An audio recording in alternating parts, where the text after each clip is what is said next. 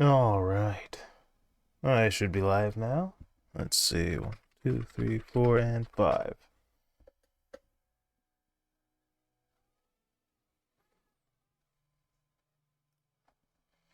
Should be playing.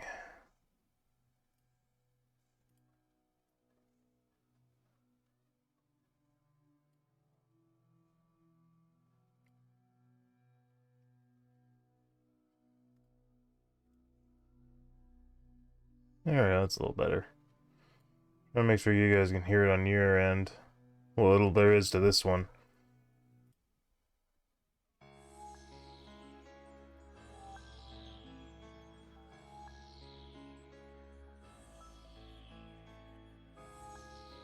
Alright. Alright, and we also got a new follower, so I should redo that and put up the count. Dew on the Grass has followed. Awesome. Hey, it worked that time. Alright. Nice. Alright, so, last time we left off after reading Hitchhiker. And now we're going to be on the Holder series.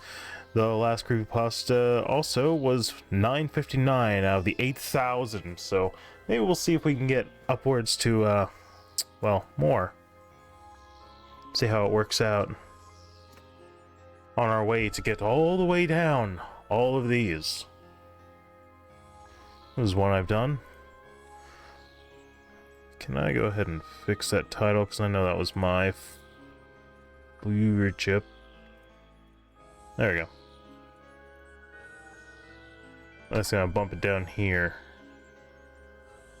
Oh, I'll just go ahead and hit Holder of Absence, because that's gonna change here in just a second, and I'll do it like that. Right near. No, it's only right here. So, as you can see, the Holder series is quite vast, to say the least. And these are just the single pages. I do believe there's a lot of two-page ones. So, for what that's worth, this will be interesting. We'll see how many of these we can get through. I've been really excited about the Holder series and want to read a lot of them. So...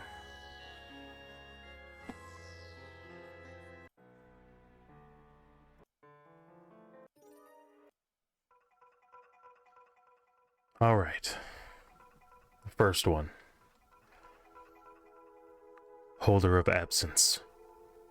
In any city, in any country, go to any mental institution or halfway house you can get yourself to. When you reach the front desk, ask to visit someone who calls himself the Holder of Absence. Should the person at the front desk try to convince you that the person you wish to visit is no longer there, ask to visit their cell nonetheless. At this point, the receptionist shall show a look that can only be defined as emotionless. The receptionist will lead you down a long wall with many doors on either side. That should be hall, long hall, with many doors on either side until you reach an iron door with a one barred window on it. They will open the door for you, but lead you no further. Beyond the door is darkness. Nothing more. As you step into darkness, the door will slam shut behind you. You are now trapped, and the only way to go is forward. You will not be able to see the ground, the roof, or the walls. Be aware, you may be walking for a very long time, possibly days. As you walk, you will begin to feel cold and empty inside. You will feel as if your soul has left your body as a shell. In time, you may hear footsteps that echo loudly. Stop immediately and wait. If the footsteps do not stop, you must sit down and wait until they do. If they begin to grow even louder, then you will surely perish by an unimaginable horror. If the footsteps do stop, you must press forward until you reach another iron door, illuminated by a light behind it. Open it, and step inside. Inside will be a pitch-black room. Only a small circle of light upon the floor can be seen, lit by a small candle. Behind the light will be a chair with a coat on it.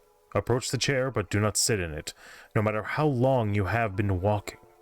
Wait until the candle burns out. When it does, reach out and take the coat. The next time you blink, you will find yourself in front of the desk in the mental institution or halfway house.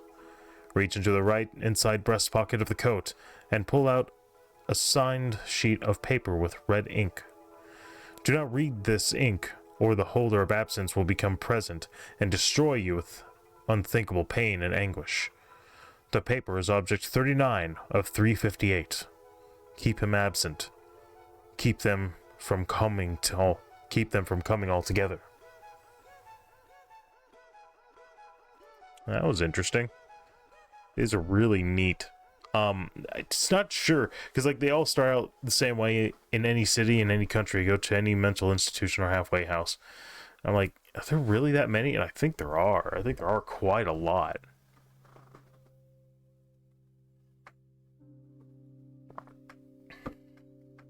Like, you might be no more than maybe 100 miles away from any. Okay, let me take off my keys. My freaking keys. Alright.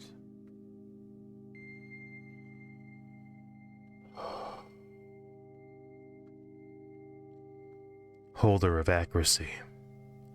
In any city, in any country, go to any mental institution or halfway house you can get yourself to. When you reach the receptionist's desk, ask to visit someone who calls themselves the Holder of Accuracy. Should a look of terror and sorrow fall over the receptionist's face, they have found you, and no amount of running will save you. However, if their face shows an expression of excitement and disbelief, you've come to the right place. They will take you to the nearest door and open it for you. You must walk through the doorway exactly 3 seconds after they open it. No more, no less. After walking through, the receptionist will close and lock the door behind you. You will find that you are now standing in a firing range with spots taken on either side of you as far as you can see. The people who take these spots are seekers that have failed. They are doomed to an eternity of thoughtless enslavement, unable to summon enough free will to end their own lives with the weapons and tantalizingly close at hand. Take the one open spot that is directly in front of you. You will notice that there is a rifle conveniently placed on a nearby table. As soon as you pick it up, a target will appear at the end of the firing range. You have 5 bullets. You must hit the center of the target with each of them. If you miss all 5 times, the seeker to your left will put their gun to your head and pull the trigger. If you miss only once, you will join the seekers that have failed in their mindless stupor. If you manage to hit the bullseye all 5 times, however, the firing range will disappear, and you will find yourself in an empty black void standing before a man dressed in a black trench coat with a dark brown fedora. But you will not be able to see his face. This is the Holder. If he is smoking a cigar, then he does not find you worthy of continuing your journey. He will shove you into the void to fall for eternity. If he is smoking a cigarette, then he believes you are capable of progress. He will beckon for you to speak. You must ask him how many people tried to stop them. He will then tell you in great detail how many people tried to stop the objects from being lost, and how many bullets were fired, how many battles were fought, how many wars were started, amongst other things. Don't worry. Few have gone insane from this information. The man will then hand you the rifle you used in the firing range. Any bullets that you load into this rifle will never spread and will always shoot where you aim. The man will give you a respectful nod and walk you into the void. You will feel a strong gust of air when you find yourself standing in front of the place you call home. The rifle is object 38 of 538. How many shots will it take to stop them?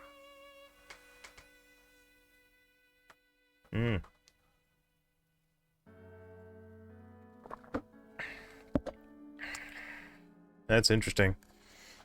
I like the very vivid depictions of like the space you're going into. That's a little better. Yeah. Alright. Holder of ambition. In any city, in any country, go to any mental institution or halfway house you can get yourself to. When you reach the front desk, ask to visit the man who calls himself the holder of ambition. The sound that escapes from the mouth of the worker will be so slight, and betray a little reaction, so little reaction that you may not be sure if there is any reaction at all. Then they will lead you toward a stair that only travels upward and is lit by many windows. At the top of these stairs, the worker will leave you to travel the hallway alone. And the calm of the window-lit hallway will seem eerie and unsettling. Should you see a shadow traveling along the wall, do not follow it, for it is the one thing that will lead you where you do not wish to go, to a place that you cannot hope to return from, to a place of your own silent fears and failures. No matter what form it takes, how it teases and taunts your dreams with the greatest of your desires and hopes. Do not even let your eyes tempt you to where it leaves. If you make it to the end of the hallway without losing sight of your goal, then you will see an open doorway with no locks, no bolts, and no restraints, waiting for you with a soft light. If you choose not to enter it, only walk directly back the way you came without attempting to peek around or into the doors, or you will meet the shadow that shadow and what it hides.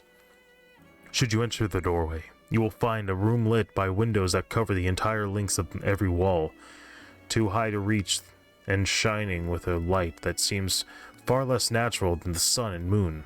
In the center of the room will be a tall, healthy-looking man, standing naked and looking out into the light.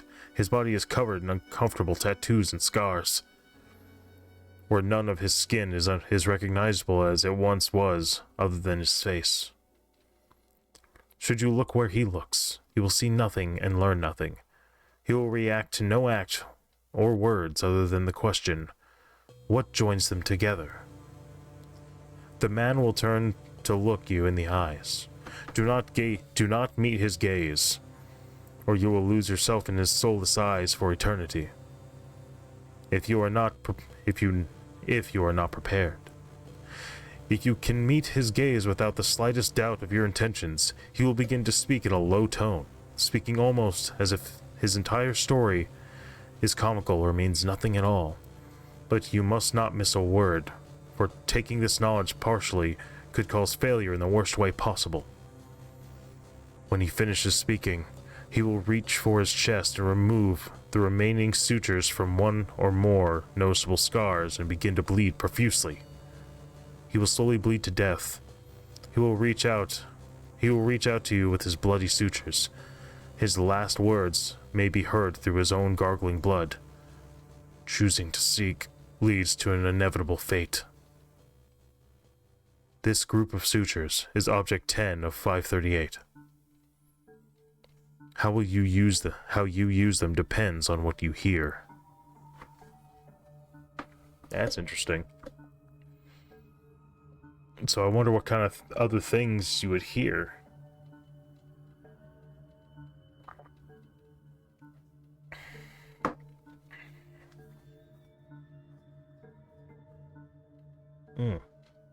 Sorry, I gave blood today and I'm looking at the scar from it.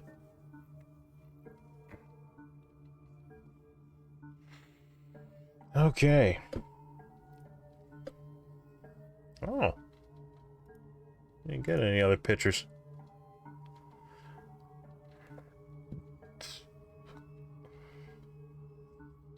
Okay. Holder of art. In any city, in any country, go to any art museum or gallery and ask for the one who calls themselves the holder of art. Should the receptionist make a creepy half smile, you will be led into a dark hallway that has suddenly appeared behind you. No one else will notice, so you can do this secretly if you wish. If the receptionist makes any other face, running won't save you. If you're lucky, you have gone to the right one. If not, you need to never go. If not, you need to never go to anything art-related again. Burn paintings and statues in your house, or you will die. Impaled on a tree, and will never be found. Enter the hallway should it appear to you. Inside, you will see all the famous artists throughout time painting. Should they stop painting at any time, say the gods will not be pleased when they hear about this. If they just stand there, run. Don't go home, don't go to a hotel, sleep where your body drops you. You will know in the morning if you've survived. The receptionist will lead you to a door. This door is the most beautiful thing ever seen. Enter it only when the receptionist says so, regardless of what the artists around you say. Open the door only when the receptionist says so, lest you die a horrible fate of God knows what. Inside, you will see Leonardo da Vinci, painting the Mona Lisa. He will only respond to one question. What will it look like? Any other questions will make him turn around and put you in an infinite coma. You will still be alive and feel the worst pain imaginable. Upon asking one question, Da Vinci will go into a perfect detail about every piece of art ever made and what happened to it. When he is done, he will give you a golden paintbrush. The paintbrush is object 49 of 538. The objects must never be brought together. The gods will be upset, and the mural will never be completed. Interesting. So I'm wondering if it's going to set up the lore between these objects and why they shouldn't be put together, because I don't think I've ever had that piece together. We need to send MatPat's team, or his team, to the Holder series. I wish I had the Holder series in order of objects. That would be pretty cool.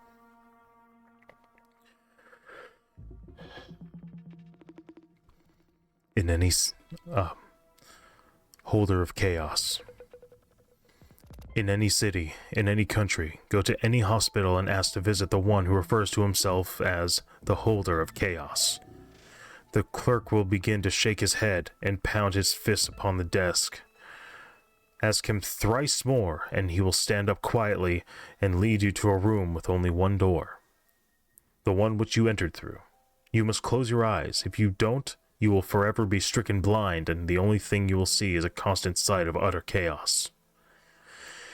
If you have closed your eyes in time, after an hour of standing in confusion, you will hear a soft voice call out, "Do you have them?" Do not answer this question. Instead, stomp your foot upon the floor and then open your eyes. If you see a long, stretching field in front of you, you have succeeded in the first half of your endeavor. If you see a fiery plain of death and mutilation, then it is too late for you. You will be devoured by the thoughts of your greatest fears. Walk towards the setting sun in the grassy field for 1/2 hour. For 1 hour until you reach the tree with no leaves on its branches. As you get closer to see the tree is constructed out of bones and is surrounded in a pool of blood. Submerge yourself fully in this blood, and when you surface once more, you will feel a bone hand pressing something into your palm. It is a small vial. Drink from the vial and find yourself standing in the lobby of the hospital. The vial is object 22 of 538. The hour is nigh, and the demons are calling. So, I remember I had this dream years ago, I think after my mom died, where I was running in a field, and these eyeballs kind of appeared, and that imagery came from the nightmare that Ryudo has in Grandia 2, so I knew where that came from. But after a while of these eyes staring at me as I'm running across this blank void field then things start to slowly light up, and I'm running through this massive, repetitive cemetery. And the blue eye, or in the eyes, turn into these blue flames gradually. And then, after a while of running, I find this tree that has a single leaf on it. And that, at least as far as I can tell, it had one leaf, and I don't know what that means. And then, after staring a while, out from behind it comes like a black and white native version of me, if that makes sense. And then I've got this short sword that I always pictured myself being my weapon. It's like 2 foot long blade or whatever, I don't know. Anyway, it's what I use, something like that. And I was just having to fight, and that battle never had a conclusion. And I remember the dream, only, even though it was relatively short night, I mean, the dream felt like it took forever. It was really strange. I don't know if any of that means anything. Maybe I'll find out one day. I should probably put that dream sometime on YouTube. Just kind of like say it out loud, and just to see what people think. You know what? That's something I could do. Like, if I want to make easy content, relatively speaking, and still like do something meaningful and not feel empty with the content I make, I mean, I could do something like that. Just kind of do a little bit of story time or whatever. I don't know. Well, we'll figure it out. Anyway, that's what that story reminded me of when it said the dead tree with no leaves on its branches.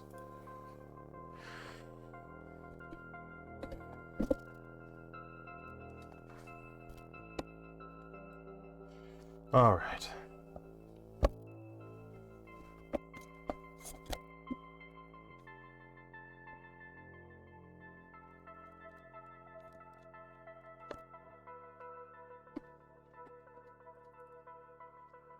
Holder of Chastisement.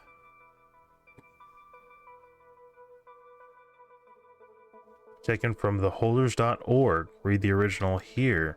Oh. Oh. Is that something I can still follow? Oh? Loading? I'm curious. Come on. This site can't be reached, not secure. Oh. Huh. Okay. Don't know what that's all about. Damn. Alright. I didn't know there was a theholders.org. That was interesting. Shit. Anyway, I guess I'll go ahead and continue. Alright. In any city, in any country, go to any mental institution or halfway house you can get yourself to. When you reach the front desk, ask for the one who calls herself the Holder of Chastisement. If a look of utter anguish crosses the worker's face, count yourself lucky, for you have come to the right place. If the worker will lead you through the door behind the desk and that you could have sworn wasn't there before. Go through the door and make sure to follow the worker closely. Because getting lost in the dark halls would mean the end of you, but not of your endless torment.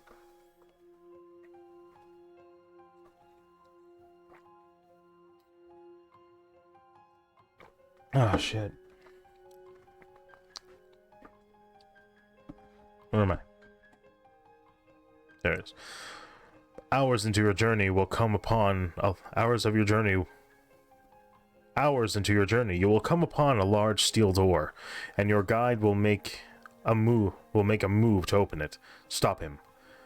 For if you do not, he will lock you out, and you will be forced to wander the halls for all of time and beyond. Instead, end your guide's life. Oh, excuse me. It does not matter how you do it, but from here on, you must continue alone. The door will feel extremely light, even though it is massive, in size. Speaking of continuing alone, be sure to lock the door behind you. You don't want anything interrupting you in your task. On the other side of the door, you will see a headless woman with a whip. Her body covered in lashes stained dark crimson with blood. She will point to a carved stone guillotine in the corner of the room. Approach it and strap yourself in before the woman grows angry. There's no telling what she may do if you take too long, for no one has ever survived who tarried. Tried? Okay. The woman will then proceed to strike you with her whip, one lash for every wrongdoing you have ever committed. Many cannot handle the pain and scream, but this is the one thing you must never do. You must keep a look of determination on your face and make no sound above a whimper, lest the blade come crashing down. If you retain your life and your sanity through your chastisement, you will be allowed to ask one question. How were they punished? Though she does not speak, you will hear a voice echo in your mind. It will tell you of how they were punished the last time the objects were brought together, of the penalties, the vengeance exacted on them, and the pain they suffered. When the voice stops, you will be released.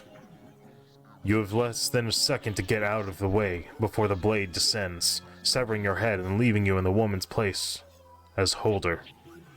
If you make it, you will wake up in your home in a cold sweat, the whip clutched tightly in your hand. The whip is Object 215 of 538. It longs for the flesh of those who would reunite them. Alright, so now there's a them, a previous them that has brought these objects together. And holders are the ones that are supposed to keep them from getting into the wrong hands.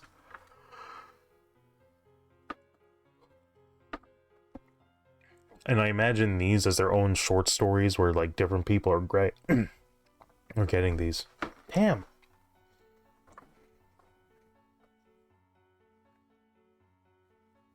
I'm gonna need something for my throat, I guess.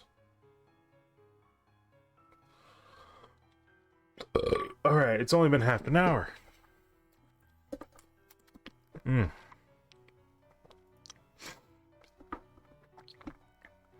Alright.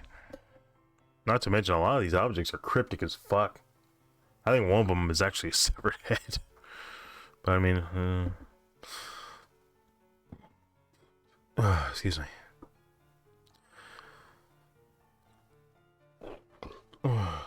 Excuse me. My apologies. Holder of clarity. In any city, in any country, go to any mental institution or halfway house you can get yourself to. When you reach the front desk, ask to visit someone who calls himself the Holder of Clarity. The worker will begin to chatter on about their life. Make inside jokes or references which only they understand. All the while, they will walk in a weaving motion to a recreational area of the building. They will slide open a hatch beneath the table and suddenly fall silent with a grim look on their face. You will look down into the hole, and you will see a vast number of lights flashing on and off. And you will feel berated and confused, but you must go on. This hall seems to have no start.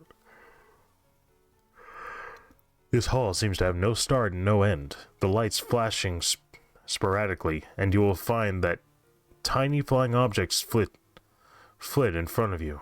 In your eyes and nose and mouth, the air will fill with a horrible, all-consuming buzzing noise that does not allow you to hear even your own screams. You must only walk on, and if for any reason the objects stop moving or the lights hold their glow, you must yell out, "They shall not know I'm here, as I have covered my tracks." If the calm stays, you are too late. It has already begun. If the horrible bewilderment returns, you must forge on. In your wanderings, you will meet a door. You can feel its handle and allow yourself in. The room will be eternal. only the floor holding your mind intact. There will be a man whose entire form is run through with long nails and stakes. Every inch of his body secured. His mouth is held open, pins forcing his lips up to his face. A stake buried in the back of his gaping mouth. His tongue will writhe and flop at your arrival, his eyes searching over you in a panicked state.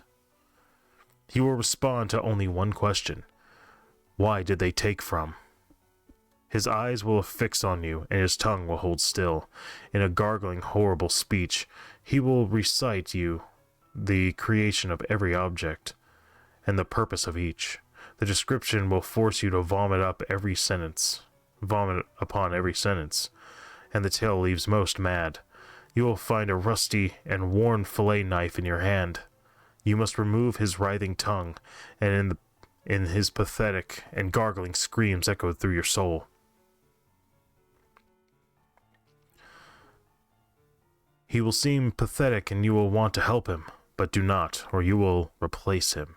His tongue is object 28 of 538. They will meet. Only you shall know why.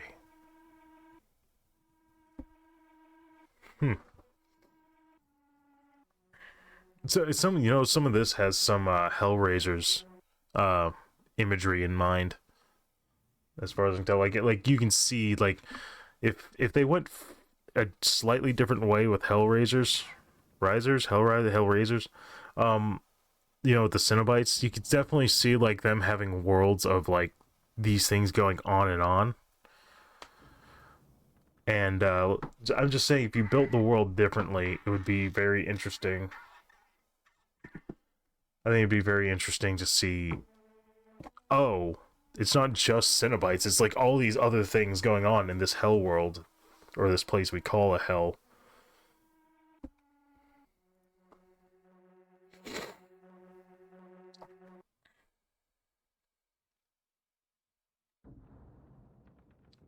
Holder of cruelty. In a location where dark omens gather and where death is cursed, I'll call to the starless sky of the sky for counsel with the holder of cruelty. Before the tainted earth which you stand will rise a black, ancient pedestal with a deep bowl curved into the crumbling skull mounted atop. At this point there is no return. The eyes of the decaying skull will glow with the color of blood, and in your hand a wicked yet hoarse voice will drone. In your head, oh, hey, Planetary Ashes, what's going on? A wicked yet hoarse voice will drone. More soltima linea romest. Blackening until the night defeated. In that bowl must you gather the beating hearts of the ones you hold dearest to you. Should the hearts cease to beat, you will blacken. Should you fail the request, you will blacken. Should suicide become the final escape, you will blacken. With the fresh, organic beating hearts gathered in the dark bowl, the blackening will cease, as the hearts liquefy a deep impenetrable black forms. The voices of those offered will speak to you in an unfamiliar tongue, those incomprehensible. Do not fall prey to the command of the deceiving ones. Instead, gather the corpses of 5 of your most hated enemies, and bring them to the pedestal. Down there, throats must be tainted fluid pour. Down their throats must the tainted fluid pour. There we go. Inflection. Not a drop must reach the soil of Earth. The 5 corpses will reanimate, rising as wicked puppets hailing to their cursed master, shape-shifting into twisted, blackened beings.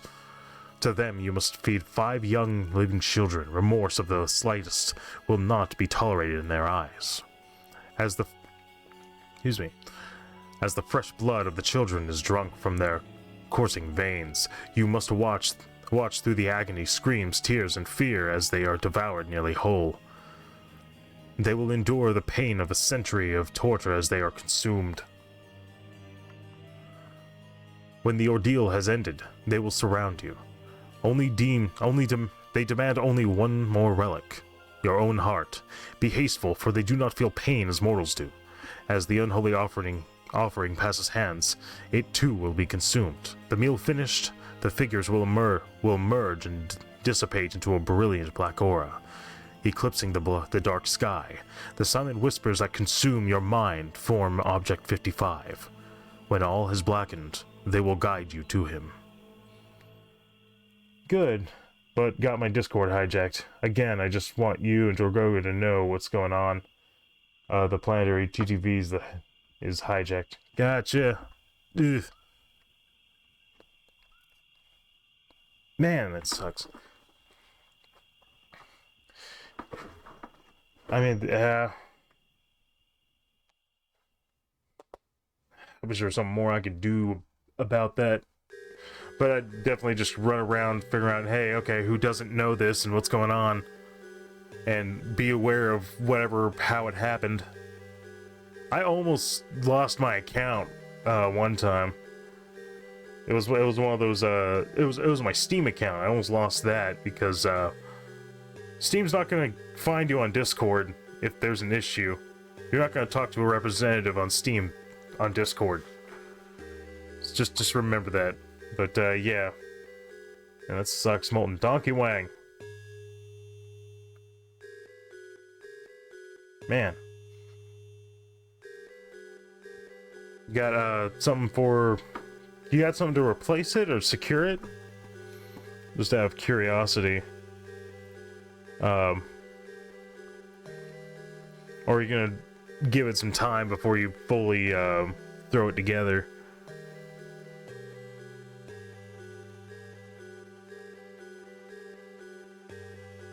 I know that gets to be a pain in the ass. Oh, this is a longer one.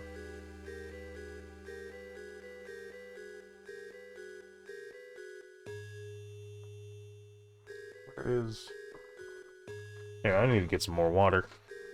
I'll be right back. Hot mic. Hot mic.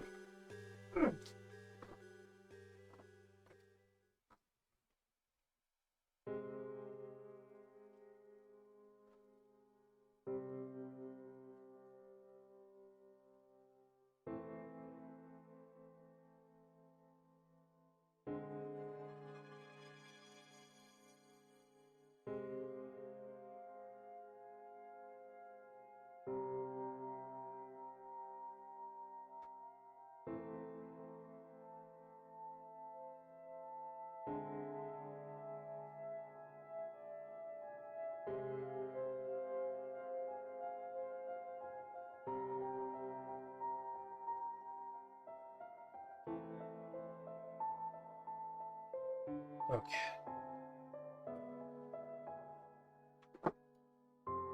Alright.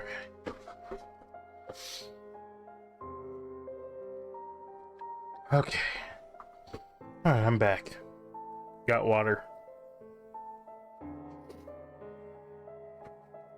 Alright.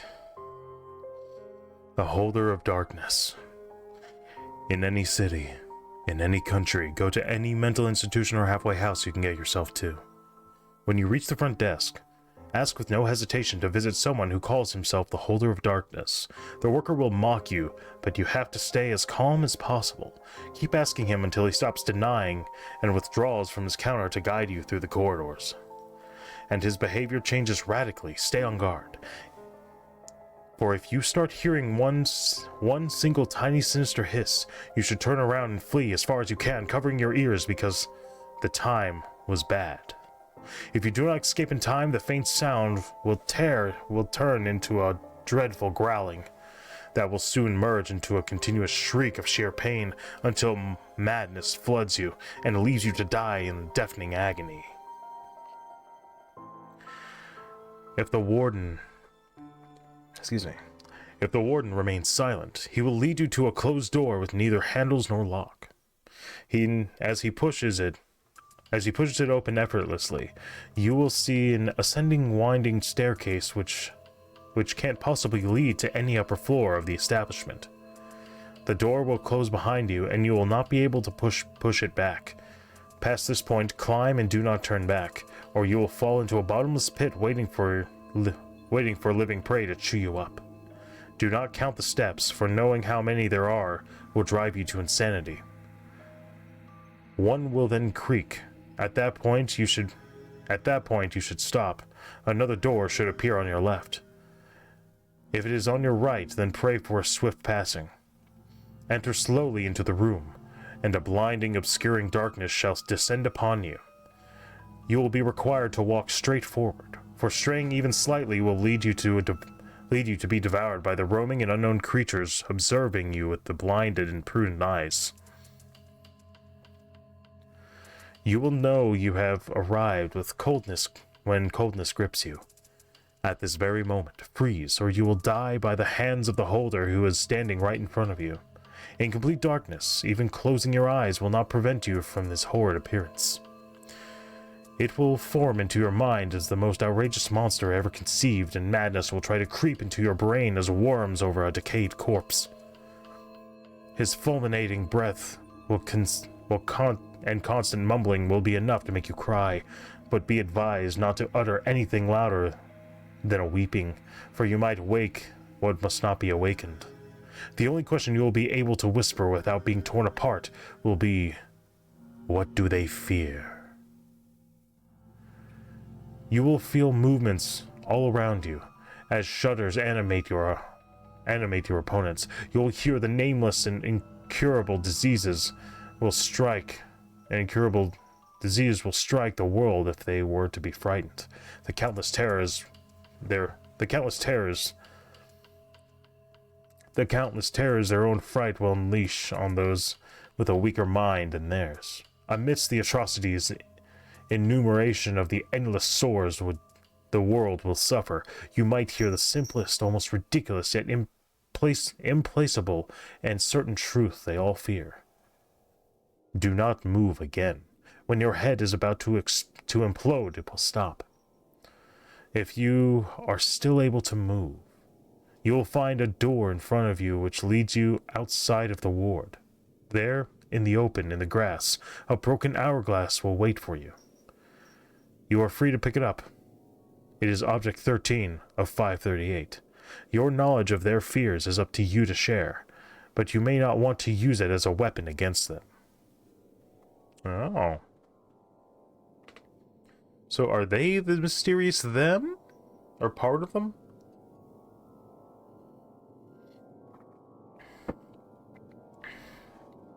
Oh, so Planetary Ash is a great guy. A nice game dev. You can find him on itch.io. I played a couple of his games, checked them out. I definitely recommend it. Go check it out, give him some praise. Yeah, game dev is hard, especially when you don't have money. And you're trying to learn everything you can. Alright.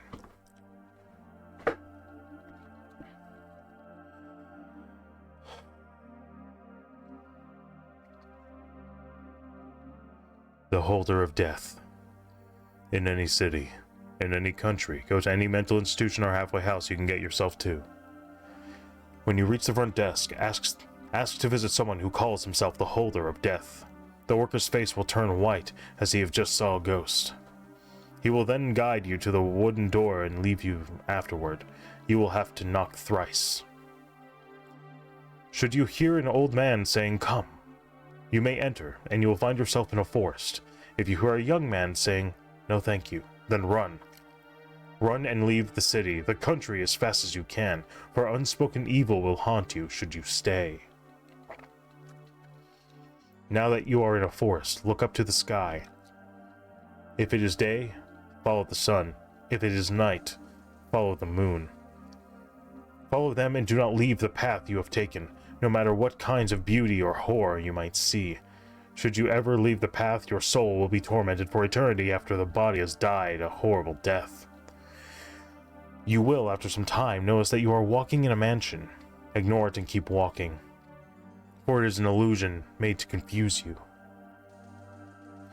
Finally, you will reach a small wooden hut. Enter the hut and immediately turn around should you desire to ever live. unless you believe you can survive the sheer horror you will experience by looking at the man who is now behind you.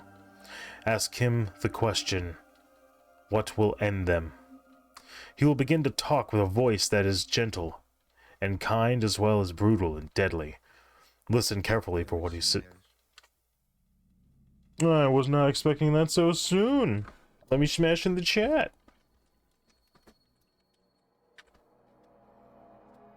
Yeah.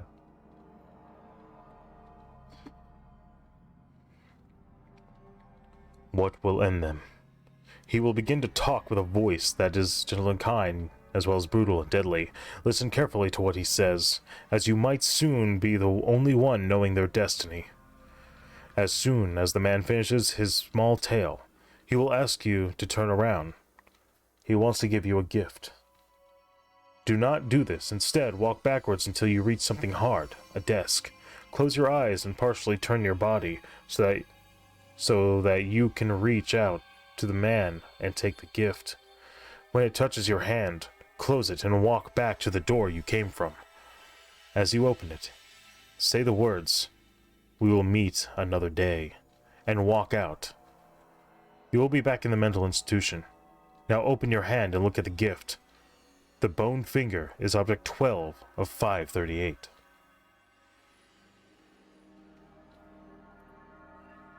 Neat.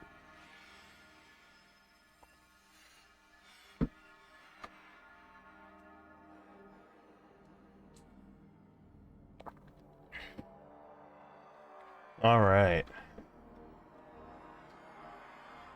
Oh, we got a lot of it. Holder of jimmies. Fluffy kittens. Pain, rage. Red rum. Relish. Sauce. Of the anvil, of the base, of the beginning, mim. I'm pretty sure I fucked that up. Holder of the file, map, mark, past, present. Holder of truth. Time, twins, vanity, wealth, wind, wisdom. Interesting. Alright. Holder of deception. In any city, in any country, go to any mental institution or halfway house you can get yourself to. When you reach the front desk, ask to visit someone who calls himself the Holder of Deception. The worker will look at you with an expression of shock on her face. Then, with superhuman speed, she will attack you with her baton. Excuse me.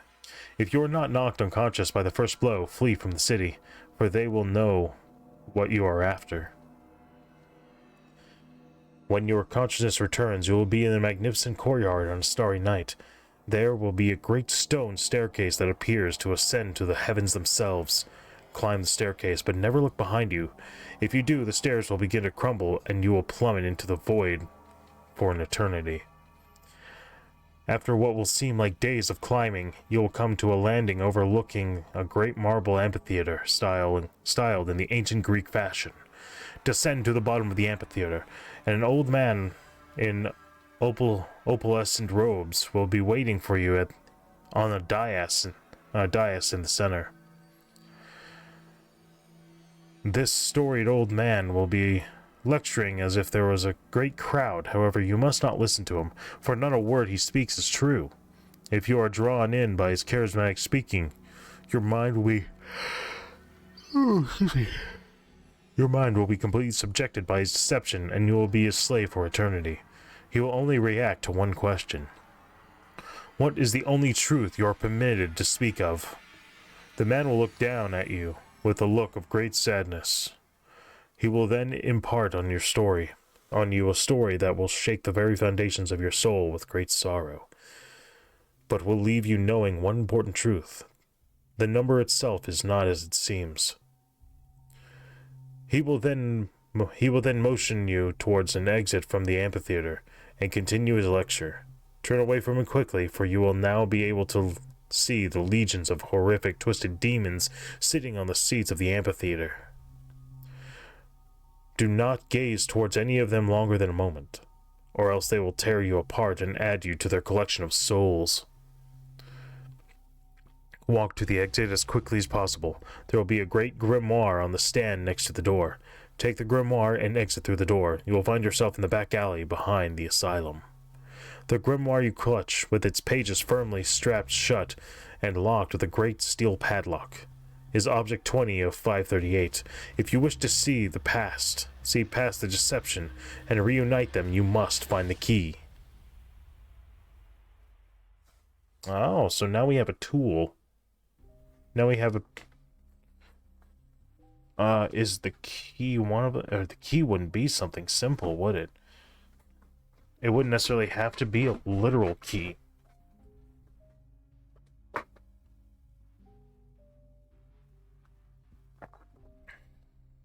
Can someone get me MatPat on this? Get me a MatPat team.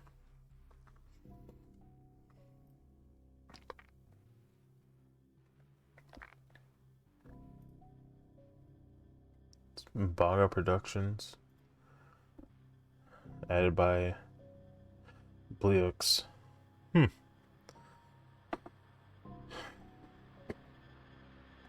Holder of Disgust. In any city, in any country, go to any mental institution or halfway house you can get yourself to. When you reach the front desk, ask to visit someone who calls himself the Holder of Disgust. The worker's face will turn a bit green. He will excuse himself and then walk to the nearest toilet. A female warden will appear beside you and ask you to follow her. Obey her. For now. She will lead you to a simple door with a number on it. You might remember it from somewhere else, almost as if you were here a long time ago. I will not tell you what the number on the door will be, but if it is not the right one, your fate will be one of eternal pain and nausea. Should the number of the door be the right one, you will find yourself in a room that looks much like a person's stomach. You will see food being digested, wandering into the lower tracts of the digestive cycle. It will look much more horrible than you have ever imagined. Simply wait until you see a door falling into the room, then enter it. If you cannot enter it, then you will be slowly digested, just like everything else in here. Should you have managed to enter the door, you will find yourself in a room with pure white walls. Those are one of the few things that do not drive this holder mad. You are not one of these things, however. So be prepared to run as fast as you can if necessary. Approach the girl in the middle of the room and ask her, "What do you consider pure?" She will stare at you and open her mouth, trying to speak, but she will be unable to, and instead vomit onto the floor. Close your eyes for as long as you can hear her emptying her stomach. When you no longer hear anything, open your eyes again and walk where the girl was. Take the pills at your feet. These pills are Object 52 of 538. Eating one will cause you to vanish as the girl did. Do you walk away with that knowledge? I assume so. So I don't know if there's like an actual lore to this, but I mean, yeah, fucking chair. So as far as I understand it, this is kind of like the SCP series in that it's a bunch of entries made by people, but I don't know if this is like its own group of people that were doing this or what the case was.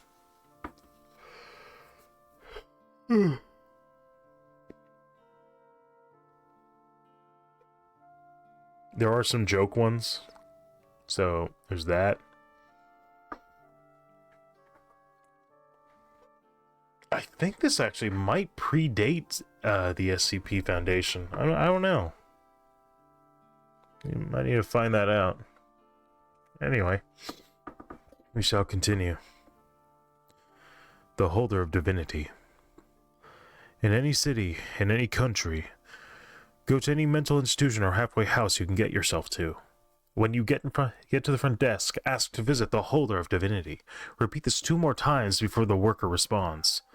Should he stiffen, look straight upwards for a few seconds before looking back down at you with eyes of an indescribable color.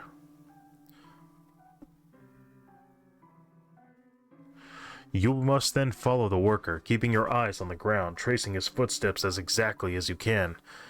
If you do not follow precisely, you will never find your way again. When the worker stops, turn around and look up from the ground. Resist any urge to look behind you from this point on. You will find yourself facing a door with a hideously shaped red dagger stabbed into the center. Grip its handle, and incredible pain should slowly creep up on the surface of your arm, then across your whole body, sinking deeper and deeper into your body. If at any time you release your hold on the dagger, the pain will never go away, even after you die. Once the pain reaches your heart, you should feel a sudden surge of demonic strength. Rip the dagger from the door, and the door will swing open, the pain vanishing as the dagger separates from the door. You must run through the doorway and through the long arched hallway, which will open into a strangely lit circular room. Go straight for the man in the center. He will be kneeling, facing away from you, deep in prayer, completely in shadow, but surrounded by a golden glow. If he finishes his prayer before you reach him, your eternal soul won't be worth a plug's nickel. Once you reach him, press the dagger into his throat and ask the question, "What do they teach?" He will begin to sing and answer. Do not try to comprehend his words. In your state, they will destroy you. They would destroy you. Listen only for the word sacrifice. And soon, as you hear this word, stab the dagger into his throat. His blood will seep into the dagger, transforming it, and light will fill the room. You will find yourself standing on the roof of a building you started in, holding a pure white feather. The feather is object 77 of 538. Protect it at all costs, for its fate is now your own. Interesting.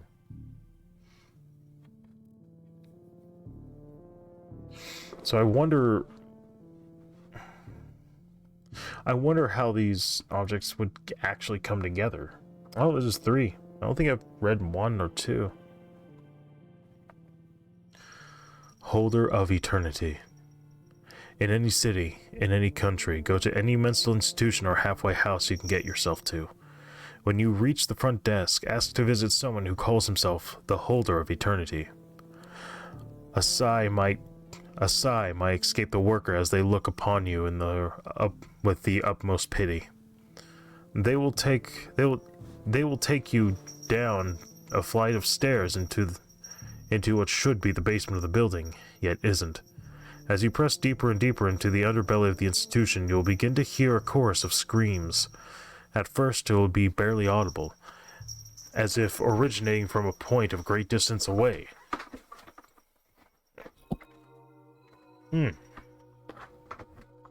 Oh, damn it.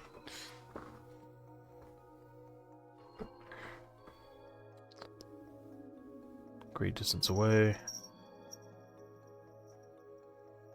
But the closer you get to the end of the hallway, the louder it will become until it drones so loudly that it seems to consume all other noises.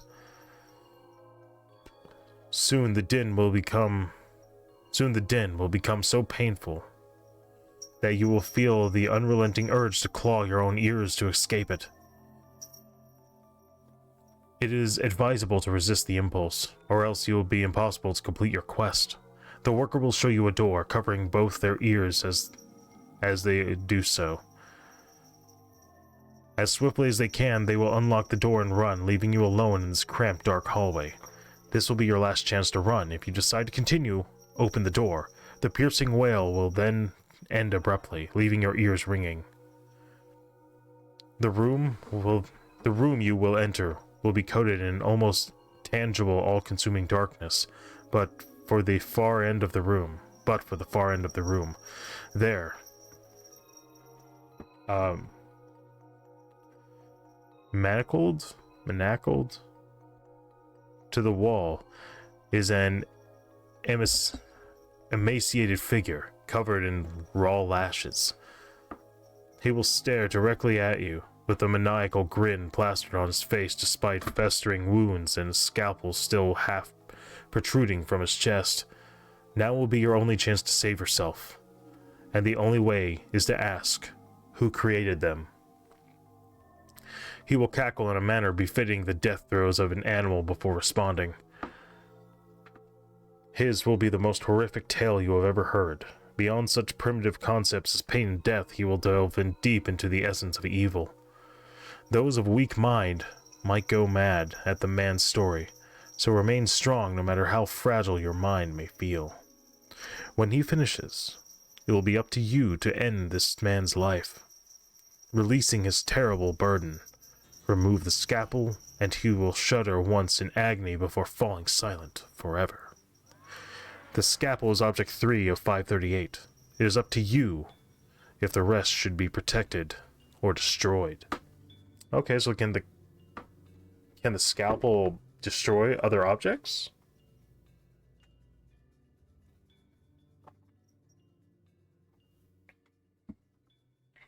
Interesting. I'd like to find that out, you know? But if you were to use it to destroy other objects, would that defeat the whole purpose of having the objects? Or is it a tempting thing? Or what? I'm just curious.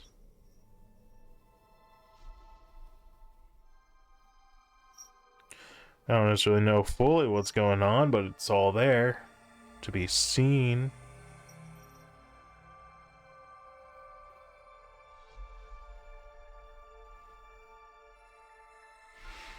So, hey, that's my water.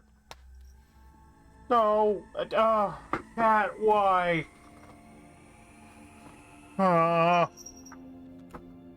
Honk. Well, the cat took my water. Damn yous, Bean! Damn yous!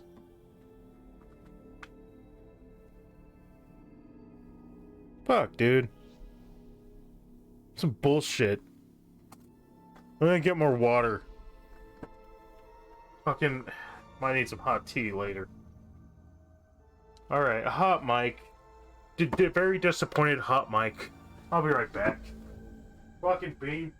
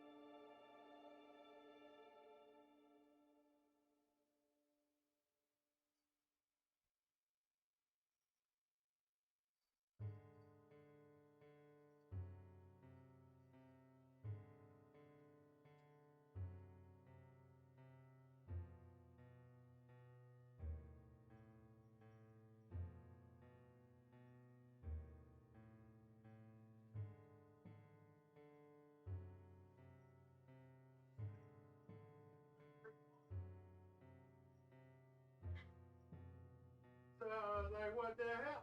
Now I'm getting new water.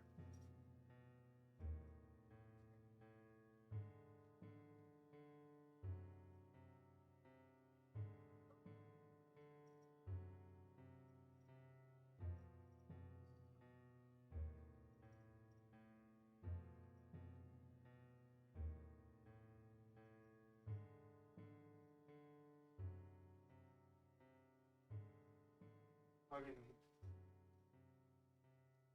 almost took my drink. This is bad kitty. She has her own water. I just don't even fucking. Be a jerk. Yeah.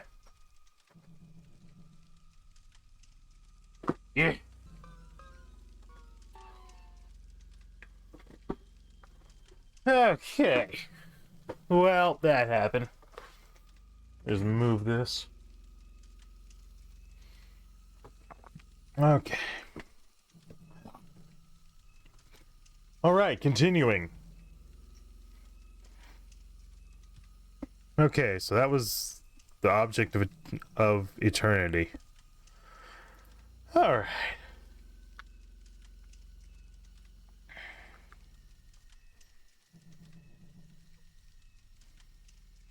Anything important here? Nah.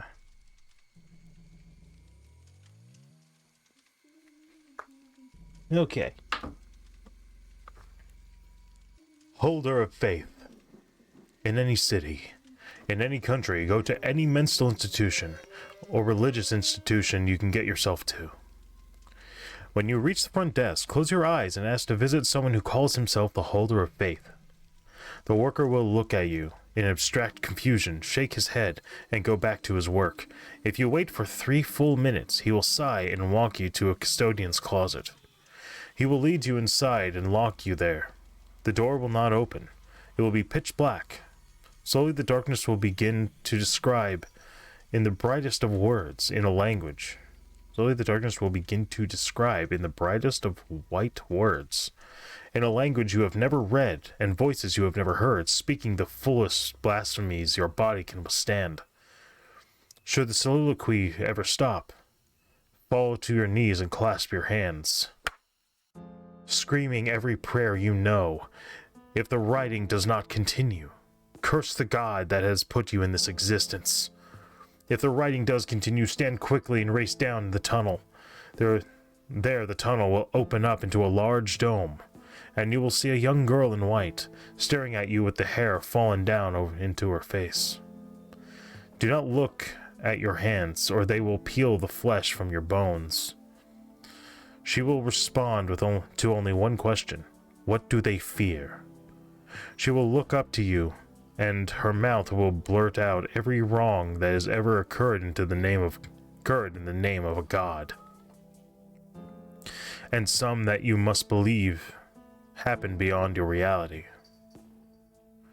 She will then fall to the ground, screaming in horrible agony as she is consumed by a white flame. That ash is Object 36 of 538, and it will one day be mixed with yours. I assume you would become the holder after that.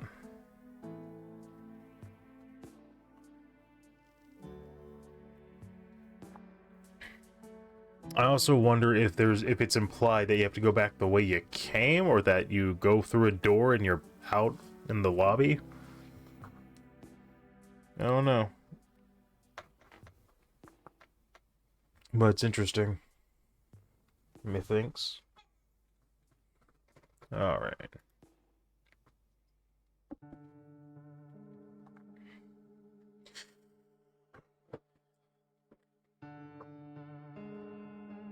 Holder of fear.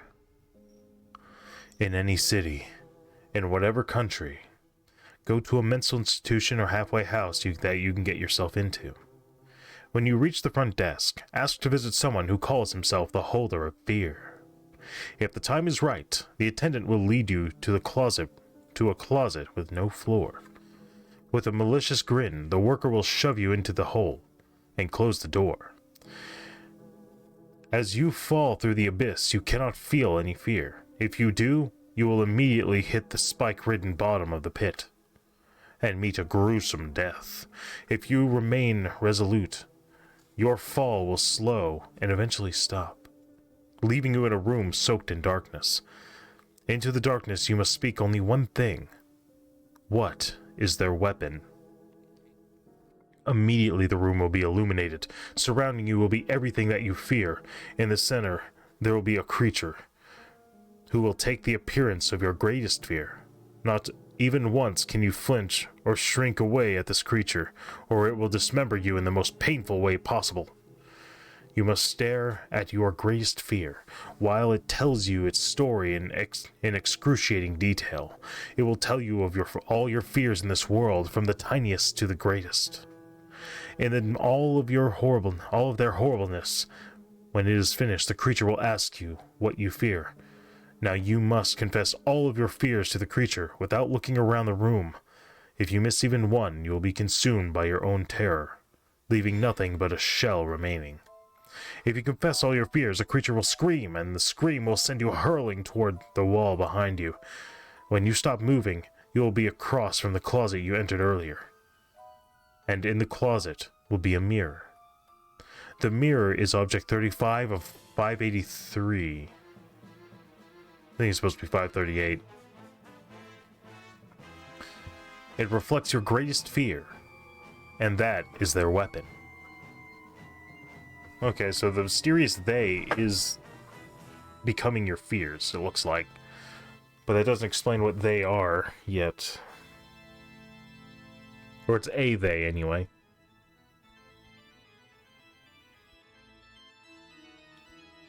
Or at least being able to show you your own fears, using your own fears against you.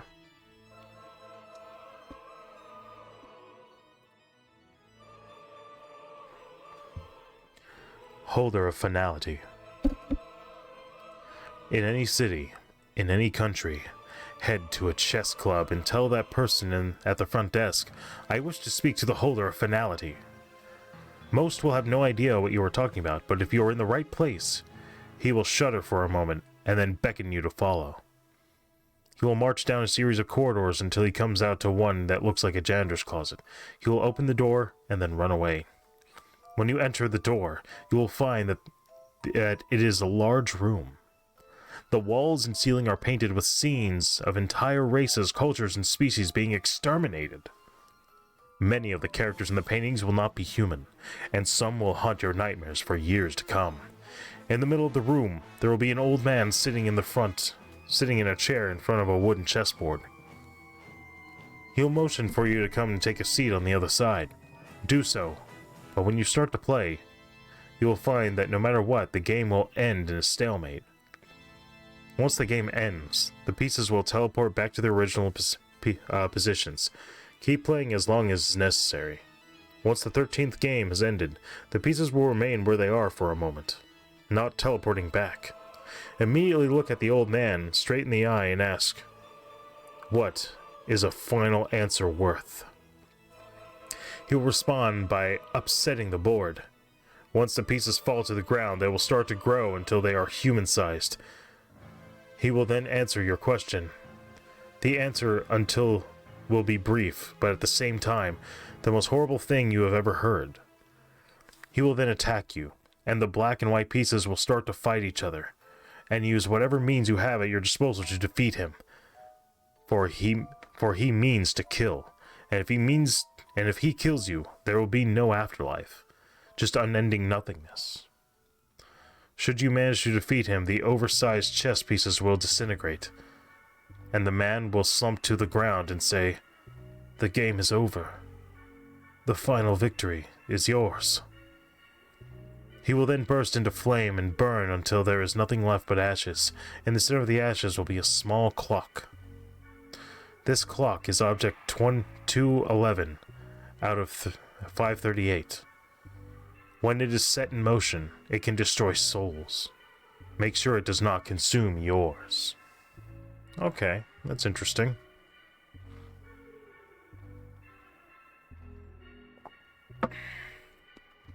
I assume it's one of those chess clocks, like the ones you hit timer, whenever you're moving to the next thing. So that's kind of cool. Kittens! Fluffy kittens! Alright.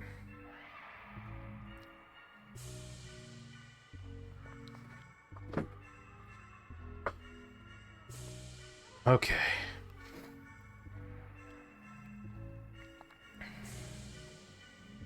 Holder of fluffy kittens. In any city, in any country, go to any pet store or zoo you can get yourself to. When you reach the front desk, ask to visit someone who calls himself the holder of fluffy kittens. Should a look of childlike glee come over the worker's face, you will then be taken into the building in a long, well-lit, windowed corridor. All you will hear is the sound of fluffy kittens meowing, growling, and purring endlessly. It is a language that you do not understand, but your very soul will feel unspeakable happiness. Should the kittens stop making noise at any time, start tiptoeing, be as quiet as possible. You do not want to interrupt nap time. If you do, you'll have to leave. Don't stop for anything. Don't go home. Don't stay at the inn. Just keep moving, sleeping wherever your body drops. You will know in the morning if you have escaped successfully. Or you can just offer them some milk as compensation. That works too. Anyway, after you've dealt with that, continue on. Upon reaching the room, all you will see is a gigantic open-air gazebo with hundreds of cute fluffy kittens huddled in the corners. Playing endlessly and cradling something, the kittens will only respond to one question. What happens when you all grow up? They will then stare intently into your eyes and answer your question with horrifying detail. No matter how fluffy the kitten, no matter how cuddly, cute, or playful, all kittens eventually become cats. They will go into excruciating detail of every sofa shred, every sweater unraveled, every songbird devoured. Many go mad in that very gazebo. Others disappear soon after the encounter, and still others end their lives. But most do the worst thing and make eye contact with one of those kittens. You too will be tempted. Be warned that if you do, your snuggling will be one of cruelty and unrelenting horror. Your death will be in that room by that kitten's paws. That kitten is 0 of 538. They must never grow up. Never. That's a funny one. I like that. Added by Fur-Bearing Brick. Yeah, that's funny. I know that there's a lot of joke pastas, but I hate that there's so many of them that they're written like very specifically to be taken seriously, and they believe it, but they don't realize like what the issues are with the way they're writing certain things.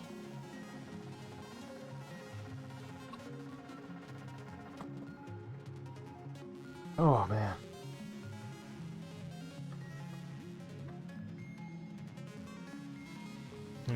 My little dragon boy. There we go. Okay. It's fucking adorable. Alright.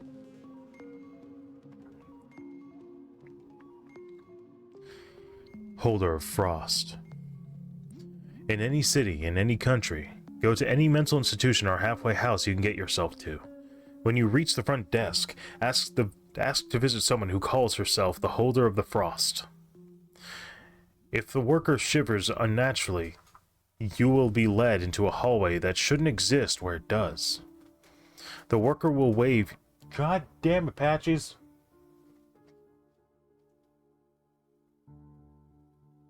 Oh, I had to be right just now, of course. That is so distracting. I don't think you guys can hear it, but oh my. Anyway, sorry about that. If the worker shivers unnaturally, you will be led to a hallway that shouldn't exist where it does. The worker will wave you down the hall, and once your back is turned, will shake his head and mutter, "The poor fool." The hallway will get colder as you proceed, but do not make any attempt to warm yourself. If you do, heaven help what will become of you. If at any time the cold ceases and the hallway becomes warm, you must quickly and shout, "Stop! This is not the answer." If the warmth persists, run as fast as you can for the exit. If you do not make it, then the fires of hell will consume you. If you do make it, do not stop running. Flee the asylum, the city, the country, for the hellhounds have your scent, and they do not rest. Hey, Zootsplip, how's it going? How you doing? We're just reading more Creepypasta all month, all the streams this month. And right now we're on the Holder series, which is very interesting, in my opinion. Hope you're doing well. There we go. If the cold returns, proceed down the hallway until you come to a door made of solid ice. Knock 3 times. If a soft, womanly voice beckons you to enter, open the door. If a gruff male voice tells you to leave, pray for a quick demise. Inside of the door, you will find a room made of ice with frozen stalagmites and stalactites giving the appearance of a massive maw. In the center of the room will be a veiled, ivory-skinned woman. Do not look at the woman directly, and say only one thing. What caused their hibernation? She will tell you her story, a story of destruction and devastation, war and famine, life and death, and of a deep slumber. The story will chill you to the base of your existence. But do not ever look directly at the woman. If you do, your soul will be frozen for all eternity. When she is done, she will remove her veil, but you must not gaze upon her. Her beauty would shatter your mind. If you keep your eyes away from her, she will cup her hands over yours and whisper into your ear, "The Ice Age is over. What will you do?" Momo, you drank my water. Now you're interrupting my stream by trying to pet yourself with the mic stand. Good, little girl. You need to behave. You need to behave. You're a bean. You're doing good, buddy. That's good. The Ice Age is over. What will you do? The world will explode in light, and when it subdues, you will be outside of the institution. Subsides. You will be outside the institution, and in your hands will be a large crystal snowflake. That snowflake is Object 29 of 538. The Ice Age is over. They are starting to thaw.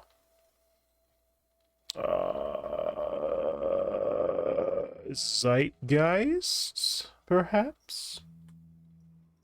I'm just saying, there might be a few more snowflakes than we often recognize as snowflakes. All right.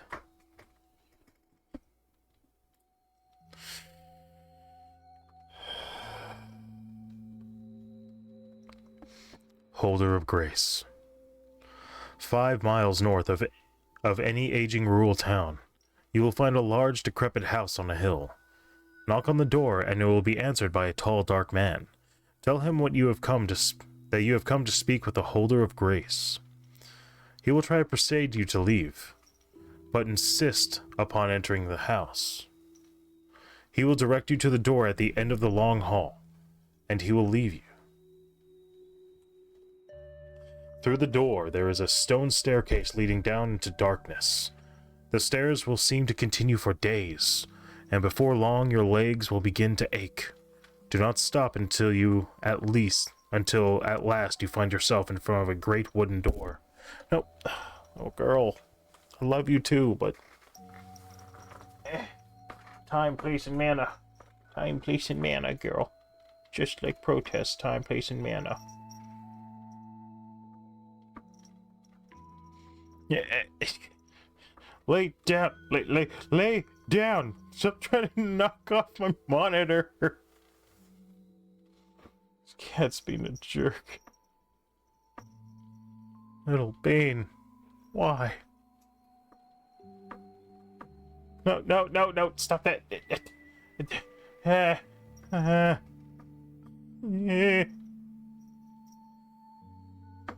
Alright,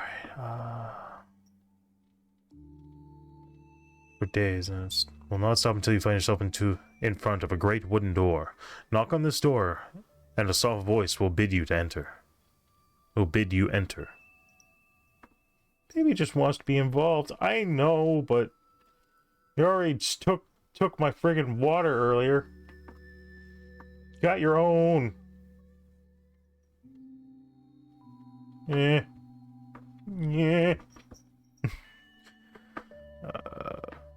Knock on this door, and a soft voice will bid you enter.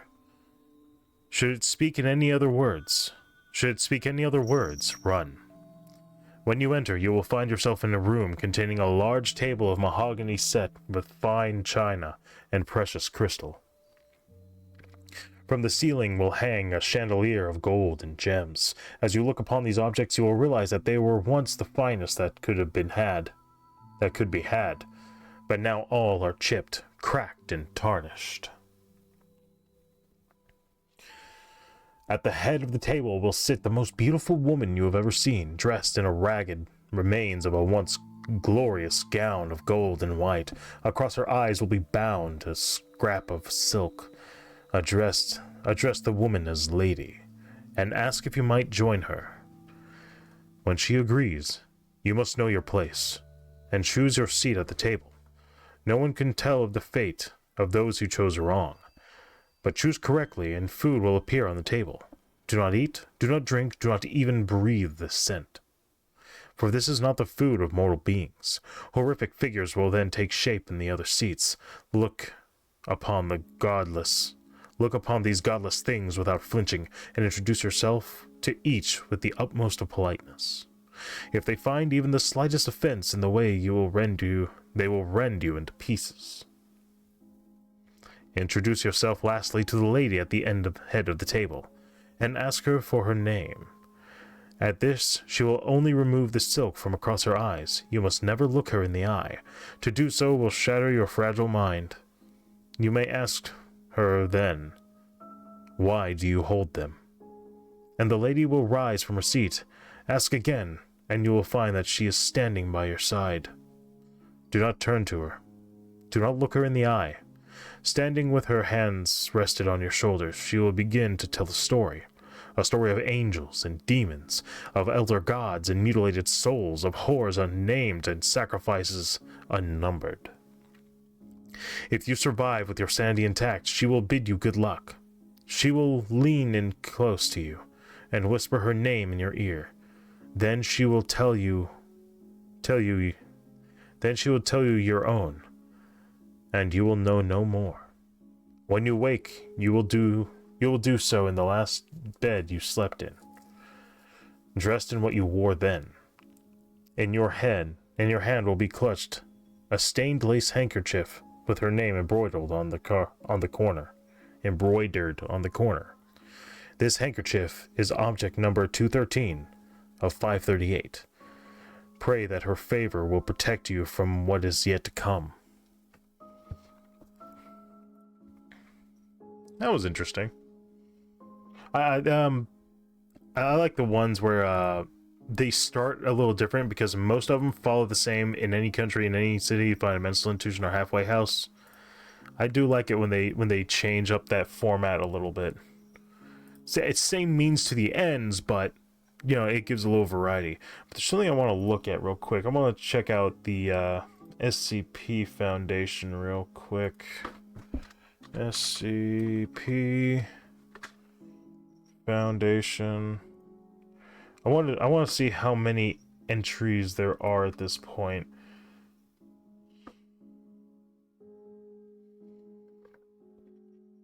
Okay. I'm just curious because I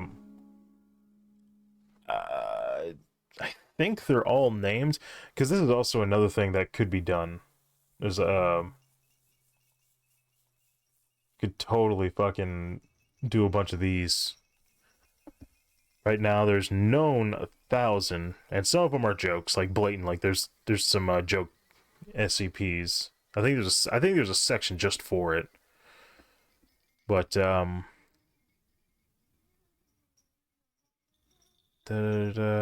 think this is all. Are they all filled out, or are there some that aren't filled out yet? 199. I don't know if they're all filled out. I remember I tried to read through these a while.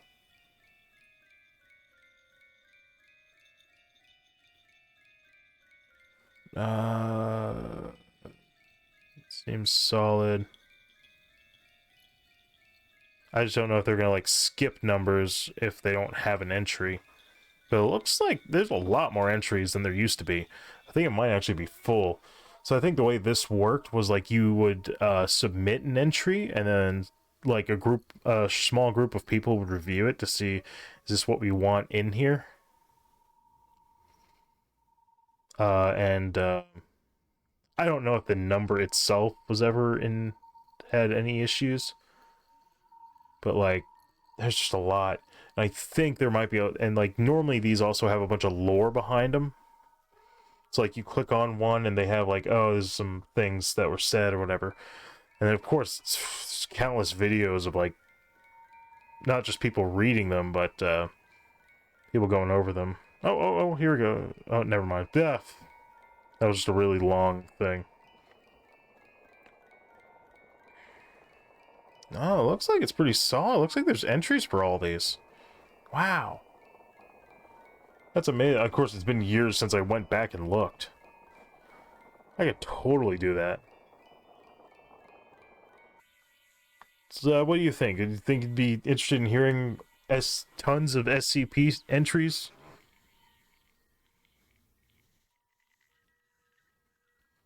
I could totally do that.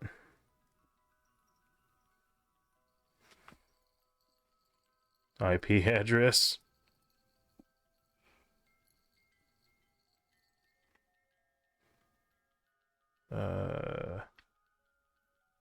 Spirit Lodge. Yeah, no, this is looking pretty fucking solid. I'm actually surprised. I don't know if it went any further past 1,000.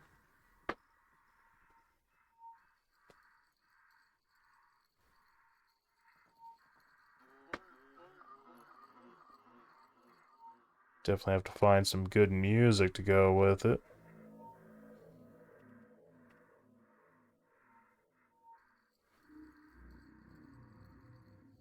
Yeah.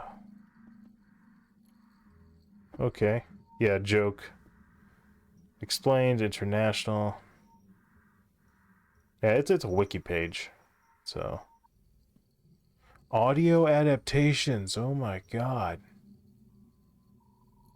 Foundation Universal Hub. Oh, there's so much to look at. So if you wanted, like... Okay.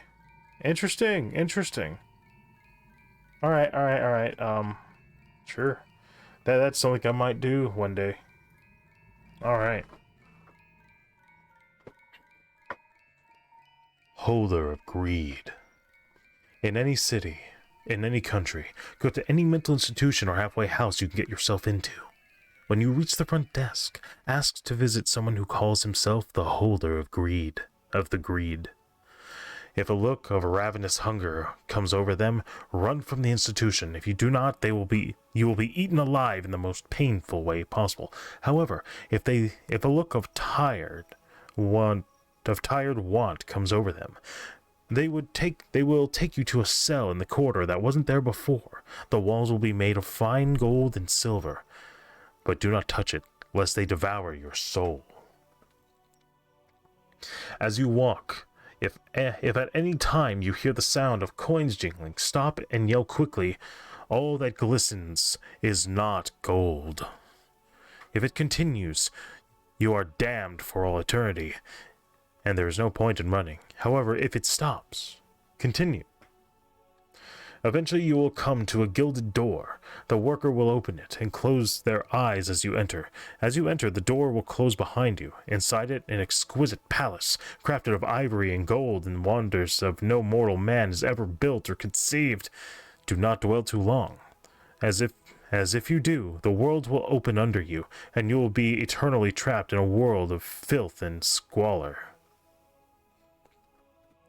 If you continue, the palace around you will slowly and increasingly drip blood, until a torrent of blood rains down on you. Continue and never look back, and do not stop.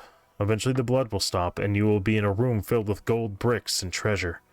Sitting on the throne of platinum will be a corpse, which will respond to only one question. What do they lust for? It will stand up and begin telling of every want, every desire, every theft. If you manage to keep your sanity, the corpse will motion toward the treasure when it finishes with its story. However, do not take any of the gold or treasure. Instead, look for a small copper coin, inscribed with an unknown language. The second you touch it, you will be back in the institution as if nothing happened, with the coin in your hand. That coin is 66 of 538. It is worth nothing and everything. When I think of like the value of money, I think of being stranded on an island. If you've seen One Piece, Sanji's backstory with Zap or whatever, I always thought it very interesting, the idea that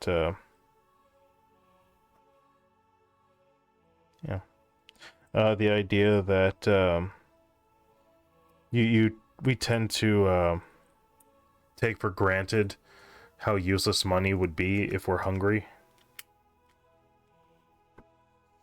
Because, like, you know, if you're hungry, your money isn't going to be worth anything at that point.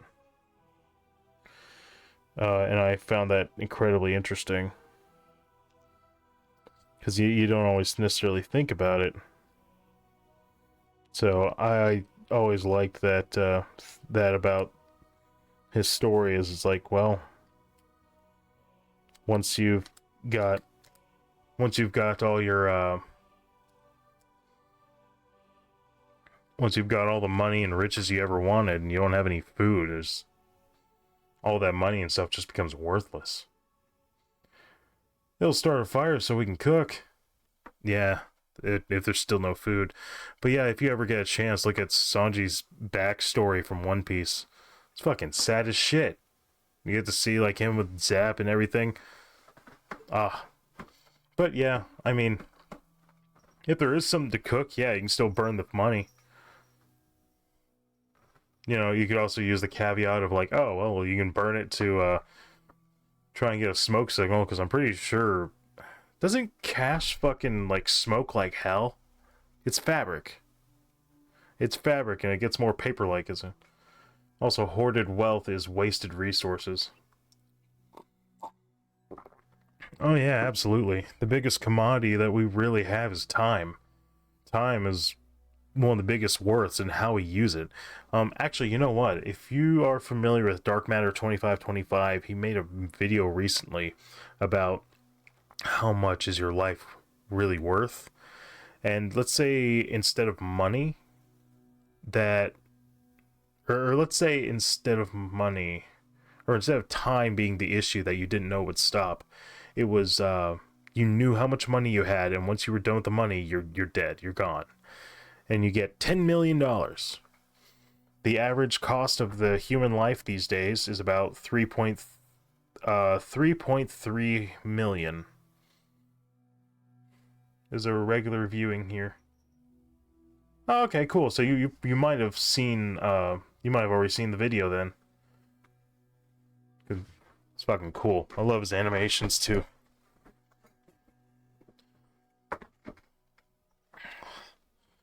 It's a lot easier to watch than how I'm currently reading the Bible.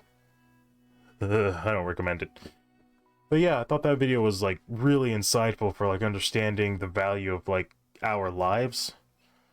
You know, if you're gonna spend that money, would you spend it on a life of anger, anxiety? No, the stores wouldn't make any money. They'd go out of business. You'd want to buy it on you know, a good life. I refuse yet long to read it. Okay. For what it's worth, most of the stories that you hear are in, like, the first 5 books of Moses. Like, largely. That's half the stories people recite. I'm like 680 pages in, and I've got 1100 pages. I'm currently in Jeremiah, and I'm a little less than 200 pages away from the New Testament. Oh my god. There's so much repetitive bullshit. One of the reasons I started reading it was because I remember hearing plenty of other atheist commentators saying, if you want a path to being an if you want to see a path to being an atheist, read the Bible. So that got me really curious. So I'm finally reading it. I'm reading the new KJV, which there's so many versions of the Bible. I don't know why. I started reading this contemporary language version. That one was, like, very teenage, if you will. It was very much a teenager's Bible, but it's, if you find yourself where you're like having to talk about that and like you're open or whatever, I'd recommend it. But if you don't, I don't see how not reading it would affect your life. And so far, there's just not much. In fact, you know, people bring up Exodus 21, 2021, you know, for being so horrible. The ending of Judges is probably one of the worst things that I read in the book. It's so horrible that I don't think I can reasonably repeat it here. It's about as heinous as it gets. And also, I read the book of Job. Job didn't deserve any of that. God gets in a pissing match with Satan, which is the first time, at least in my copy, that's the name Satan was even brought up. Right now, hell has not been what people generally subscribe as like the burning pit of damnation. So far, it's been hell refers to Sheol, which refers to the grave. That you're just dead. And I'm like, you know, if it's not that, you go to heaven. And it's like, that's okay. So we still haven't gotten to like the torment part of it, which might not happen until the New Testament, which I don't know. I'm confused still. I'm trying to figure out where some of this stuff is, so... And you can't walk anywhere without getting spoilers. Everyone keeps posting stuff, whatever. But, yeah. I've got my own reasons. I'm curious. I get questions at work. So, there's that. And boy, were there a lot more questions after I started reading. And, you know, most people haven't read it, so. It is what it is. Like, I don't blame you for refusing, because that... Yeah, it's pretty horrible. There's also an increasing number of, not necessarily atheists, but religious non-religious. So for what that's worth, I mean, that probably needs to be more recognized. All right, let's continue. Ooh. The Holder of Hate. In any city, in any country, go to any hospital and ask to visit the Holder of Hate. The attendant will give you a firm handshake, look you straight in the eyes, and say, "It took you long enough." He will hand you a key to room 532 and tell you to go down the left hall. As you walk down that hall, you will hear insane cackling. Should it stop, yell, "I do not fear you." If it does not begin again, run as fast as your legs will carry you. Should it continue, keep walking. Stop when you reach room 532. The door will be covered in scratches, gashes, and all manner of burns.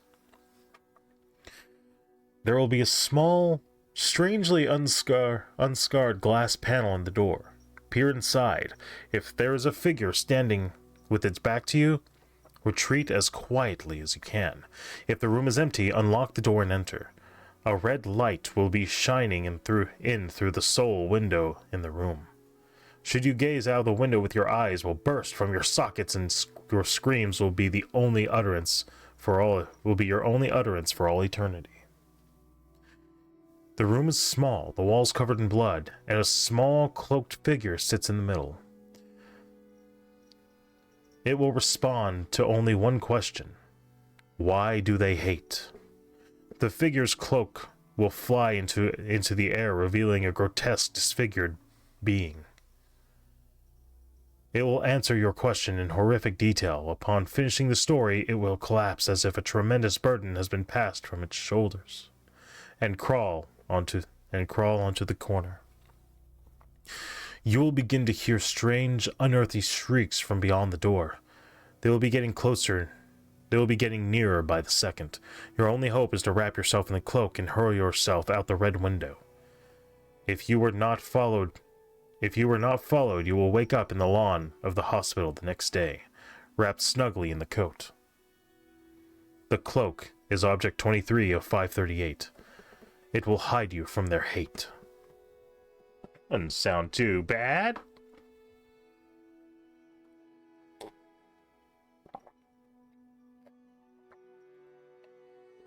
Excuse me. Yeah, that's not too bad.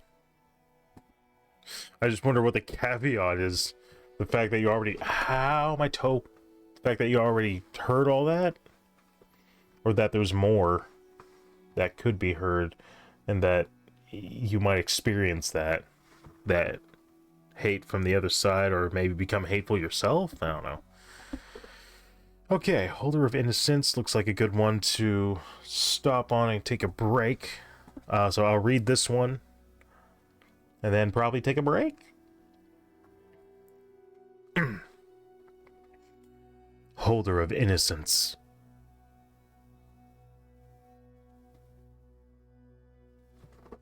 Okay. That's weird. Oh, it's my tablet. I got a new tablet. And, huh.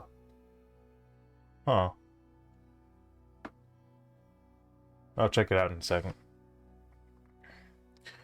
Holder of Innocence. In any city, in any country, go to any mental institution or halfway house you can get yourself to.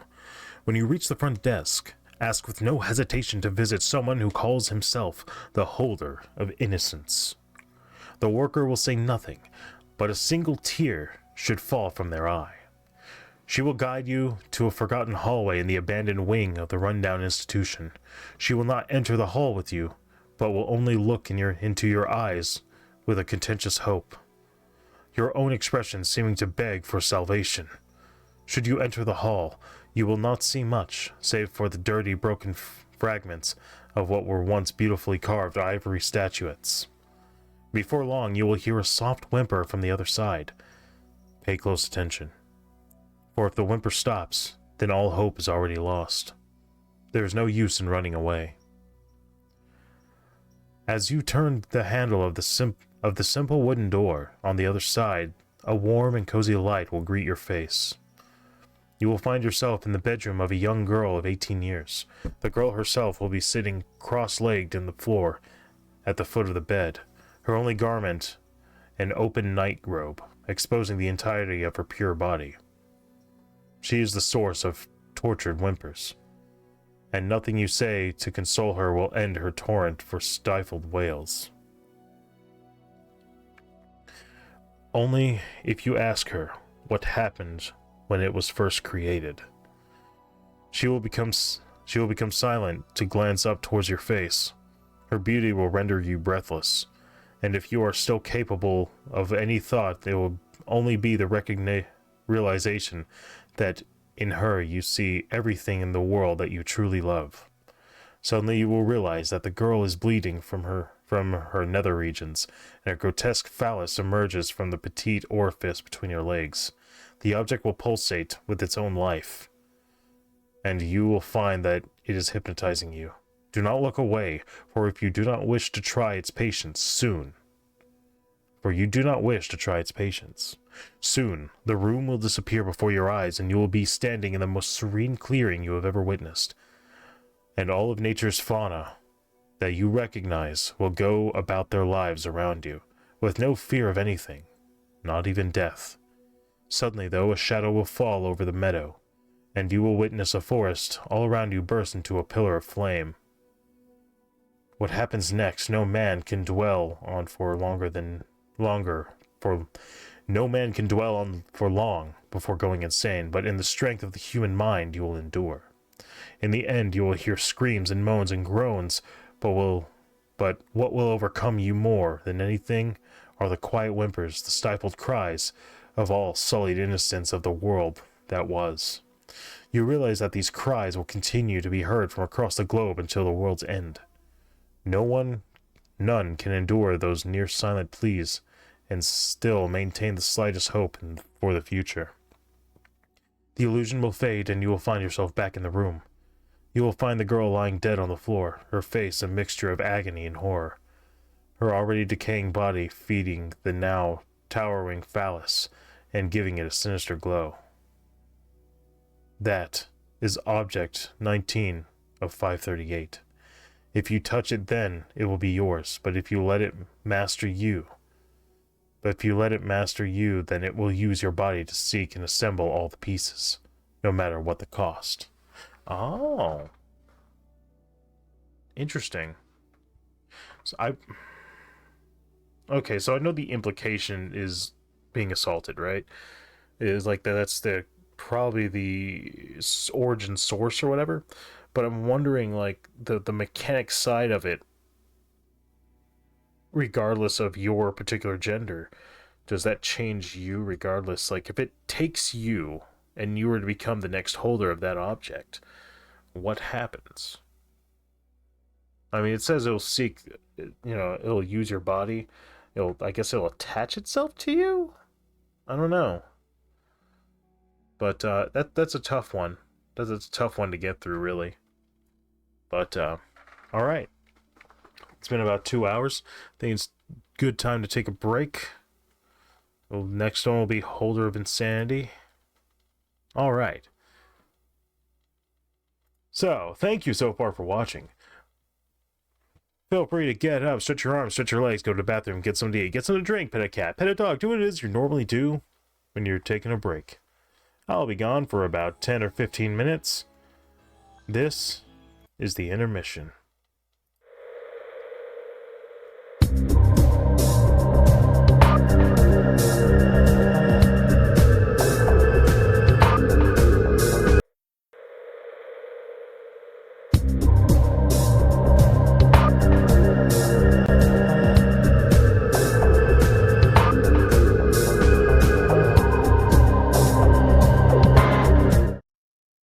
Okay, and we're back.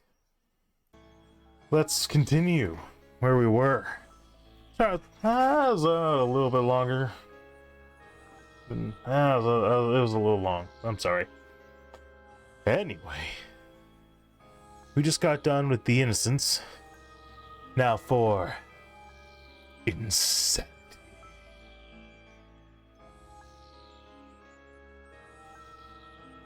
All right. Alright, holder of insanity. In any city, in any country, in any apartment building, make sure wherever you're going is exactly 7 floors or higher. Go to the 7th floor and approach the apartment at the end of the hallway. When you get there, knock on the door 7 times, no more, no less. Now be prepared to wait a long time, for no one will respond for some time. You may wait for seconds or even weeks, but you must not leave the building. When you do hear a response, enter. There will be no pictures or furniture of any kind in the room that you are in, but do not avert your attention anywhere but at the center of the room where the holder of insanity is standing. He will look at you for a while and finally ask, "Do you know of true insanity?" If you have not, then you must exit the building immediately and forget the experience ever happened. But if you have, then answer yes, and he will leave the room, and you alone. You must not leave no matter how long you are there until you start to slowly go insane again. Slowly, but surely losing your grip on reality. Frightening images and sounds will enter your mind and will force you to your knees, but you must not leave that room. Everything to you will matter no more, not even your family. Now, what happens next cannot be explained or put into mere words because you can't describe true insanity. But it is not known exactly how long the experience will take, but it is most important that you do not leave the room. If you do, the experiment will never leave you. If, however, you survive it, and are still in the room when the holder will return, in his hand will be a light bulb. The light bulb will be object number 2007 of 538. I don't know. I'm not sure this is a real one.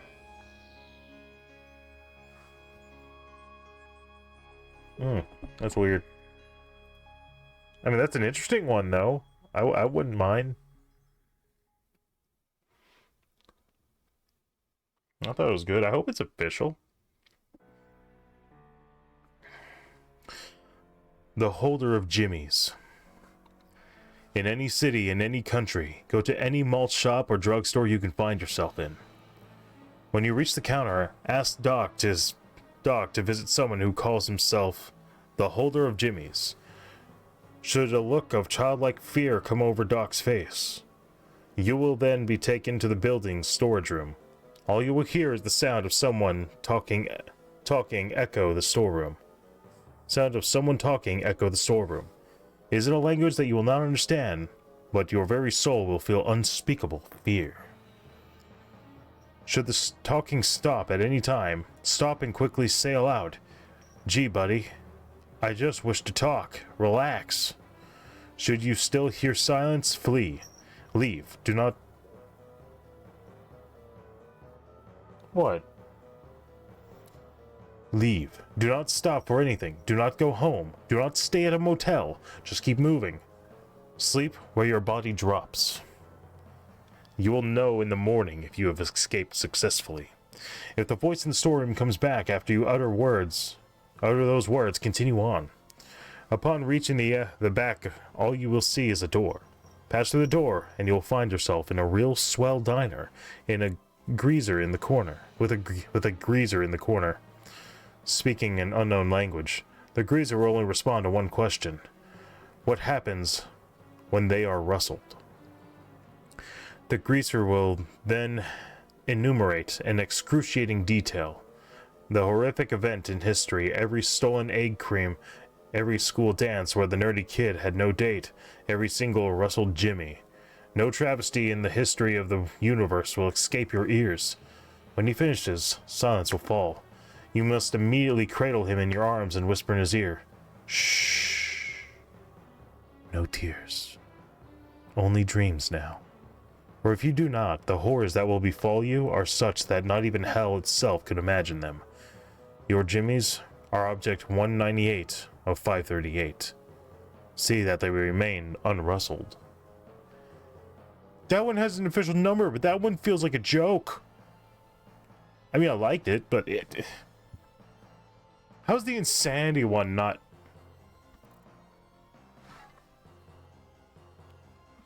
I don't know, man. I don't have the understanding. I feel like I'm missing shit. I'm confizzled. Very confizzled. Alright, let's continue on. The holder of karma. In any city, in any country, go to the nearest Buddhist temple. Upon your arrival, ask the first monk you see to take you to see the man named the holder of karma. A look of pure bliss will cross the monk's face, and he may sink to the ground. If he begins to fall, make sure to hold him up, for it will soon pass.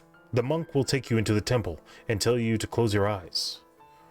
Do so, and he will ring a ceremonial gong once. When the gong goes silent, you may open your eyes. You will find yourself in a vast plain of grass. Walk through the grass until you come to a cliff which is perched over ragged rocks. There will be a sole man on this cliff, a monk of some years. He will have a wizened look to him, and skin that is tough as leather. If he wears a black robe, then quickly hurl yourself off the cliff, as it will be more merciful death than what he will give you. If it is a white robe on, however, then approach him slowly. As you draw nearer, he will step from the cliff, but instead of plummeting to his doom, you will float suspended in midair. Without words, he will offer you a small vial and float several more feet away from the cliff's edge. Take the vial from him and drink it. Now is the moment of truth. Step from the ledge into the air.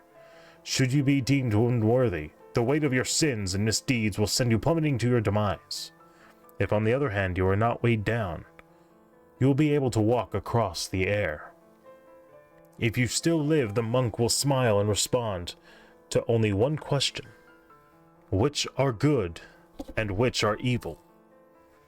He will then tell you of every misdeed that was punished, of every good deed rewarded, of every vainglorious fool whose intentions sent them to the watery depths below, of every pure seeker who failed and was corrupted. Many people will be unable to hear these truths, and will go mad, falling like so many others to their deaths. Be you strong of mind, however, you will persevere and endure. At the end of his tale, the monk will look to the sky behind him and comment about how the storm is approaching, glide back to the cliff's edge, and run through the fields of grass once more. Eventually the grass will thin and you will find yourself back outside the monastery where you started. The empty vial is object 333 of 538. For every misdeed you do to someone else, it will fill a little bit more with black liquid. Should it fill to the brim, your soul will be consumed by darkness. I wonder how strict that is. Like, we don't really have a way of knowing how strict that might end up. That's interesting. Oh, excuse me. Oh, damn. I don't know. What do you think about that one? I think it'd be cool.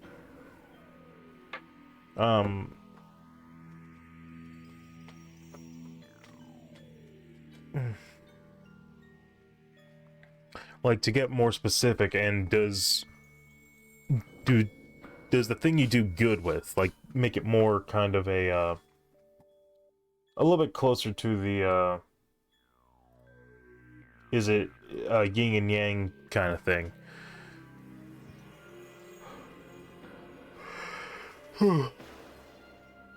But that there's also consequences to both. I don't know.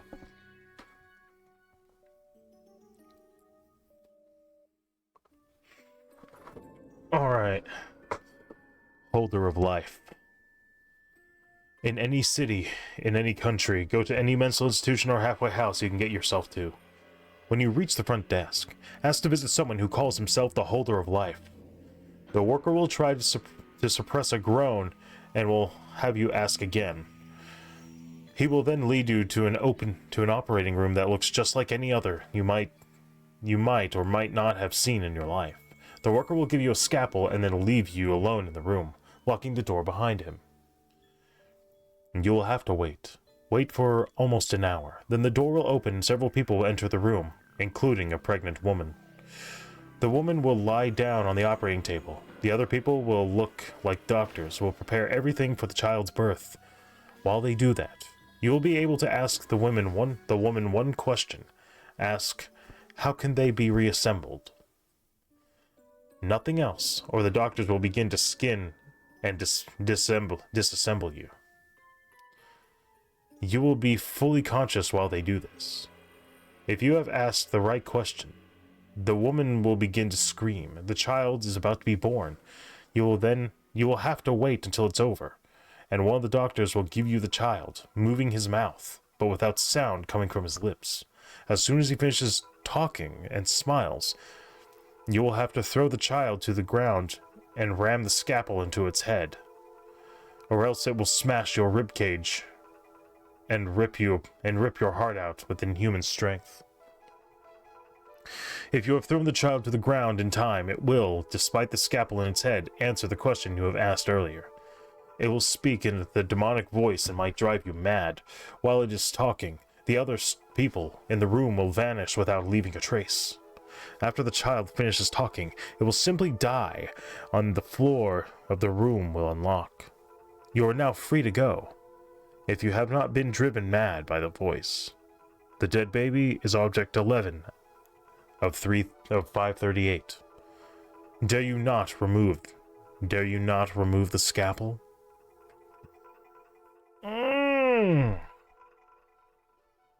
I still have no way to connect the objects, necessarily. And is it the dead baby, or is it the scalpel? It's hard to say. Oh, the chaos puppet. Okay. The holder of madness. In any city, in any country, go to any mental institution or halfway house you can get yourself to. When you reach the front desk, ask to visit someone who calls himself the holder of madness. The worker will bow formally with his head tucked under his chest, with his hand tucked under his chest, and motion for you to follow into a waiting room. He will leave and the lights will go out. When they return 13 seconds later, you will be in a dirty hallway with cuneiform scratching on the walls. As you walk, the scratches will gradually change and resemble an alien writing. Attempting to decipher the writing will send you into a writhing agony for the rest of your mortal days.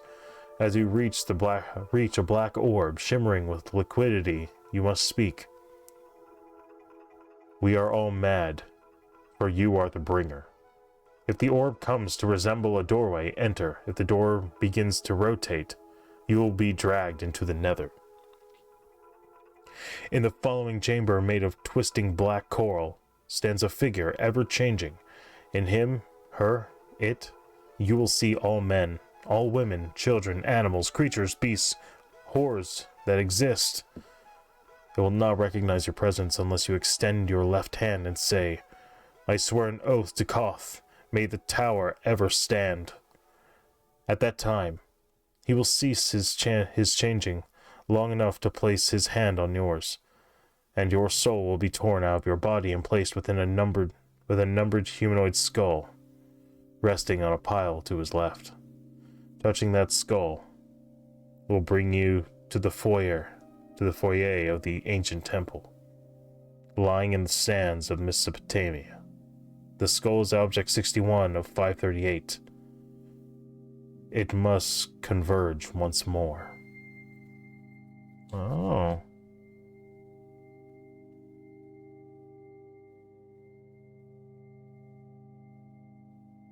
So, are you effectively the skull?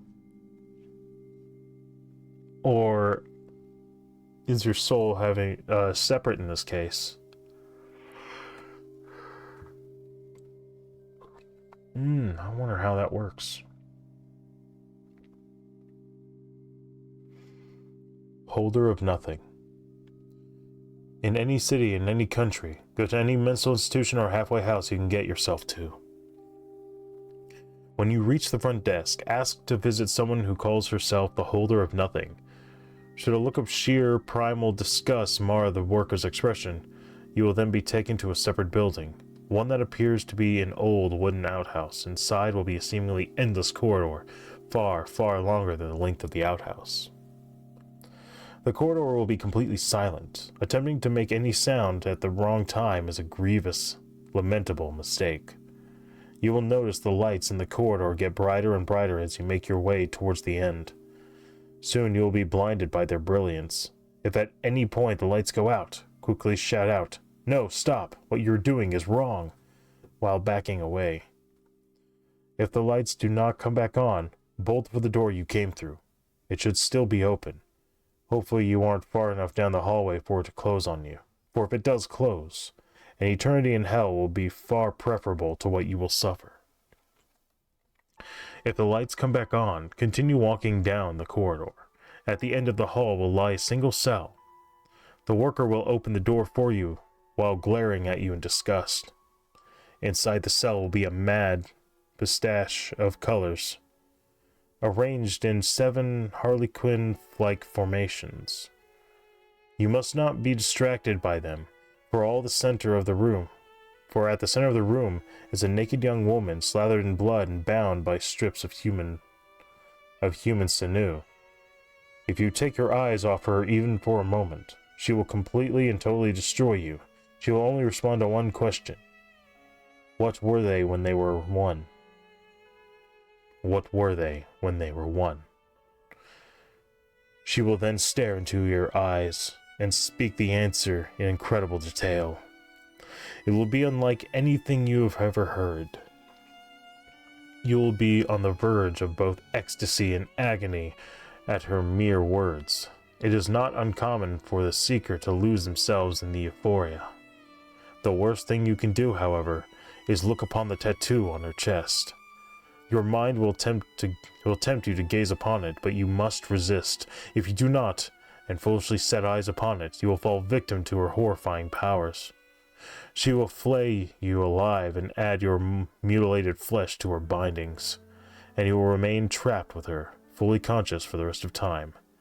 That tattoo is Object 4 of 538.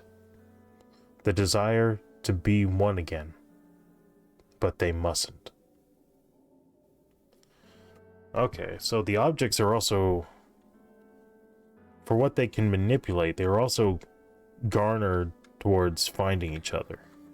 So the objects themselves apparently have some kind of agency that they desire to once again recollect. So that's interesting.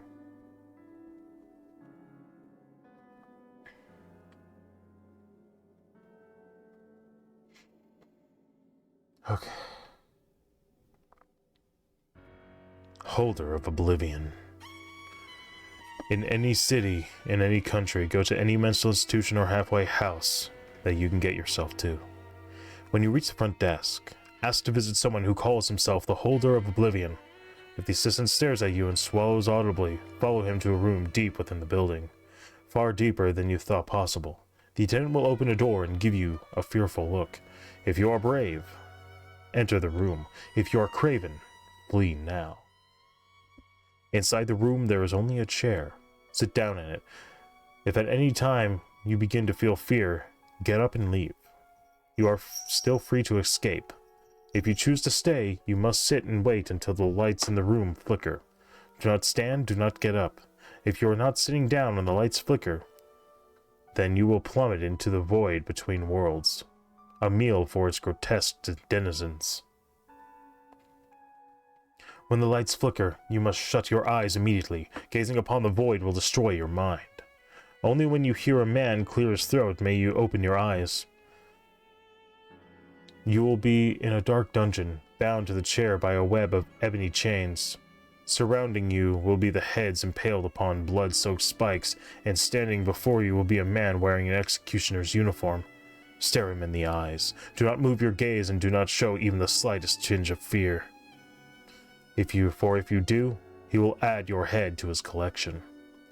The only thing you may speak without being beheaded is this question: what will they bring? The executioner will laugh an inhuman laugh, and then the impaled heads will begin to speak. They will speak of horrors, of executions, of their individual ends, but you must not move your gaze from the executioner, or you too will be speaking of your death. Eventually he will speak of his own end, of what they brought him. When he finishes, he will remove his cowl, revealing a skeleton's face. With a cackle, he will wave his hands, and the world will plunge into darkness. When the light returns, you will be sitting peacefully in the lobby of the institution. In your lap will be the executioner's cowl. That cowl is Object 34 out of 538. Have you seen what they bring? Will you stop them? That's pretty interesting. I don't know what the implication is, though. It's still very confusing. I don't know what to think.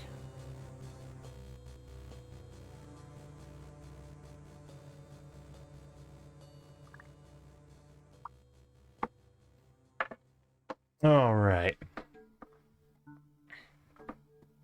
God, these are so vivid. I love them. I love them.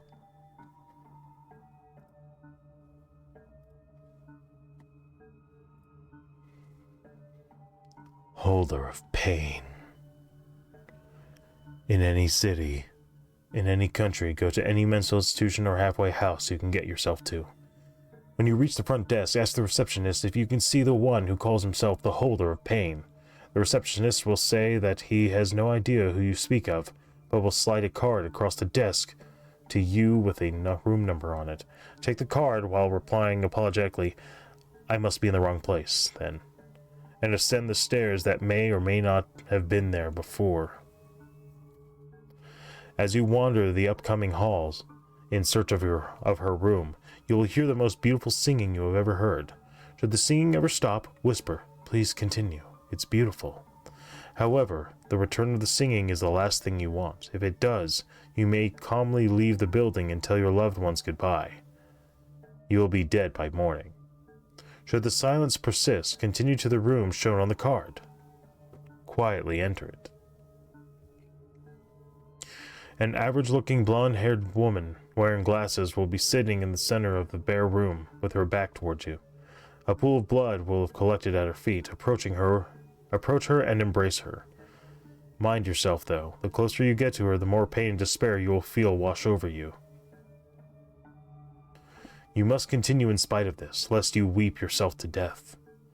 Hold on to her until she begins to cry and ask her, where does their pain come from? She will smile weakly and respond, their love. She will then hold out her hand, and you will notice a ring on her finger.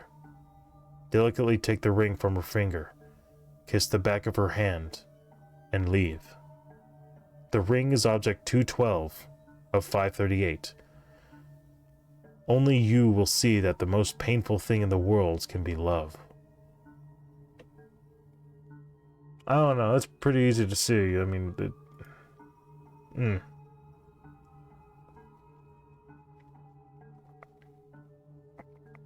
I mean, damn.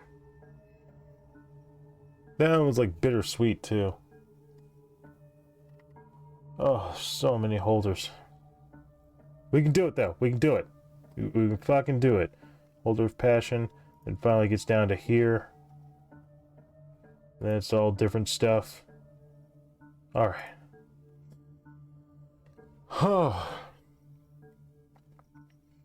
Holder of passion. In any city, in any country, go to any mental institution or halfway house you can get yourself to.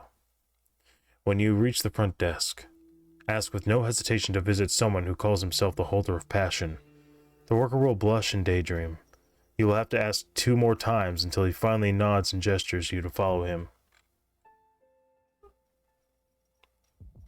I'm digging the Holder series. Yeah, dude, you know there's a formula, right? That they adhere to. The whole, any city, any country, go to this place, go to this for this kind of place that you can get to. I really like it. I'm sure there's like a full series like somewhere where you could read every single one of them. Keep in mind, these are just the single page ones. I do believe there are some 2-page ones. Excuse me. Yeah, here's some 2-page ones. a lot of, a good chunk of them, damn. Or Triumph, Trajectory, Star, Negative, Mirror, Mind. Are there any 3-page ones? Perchance?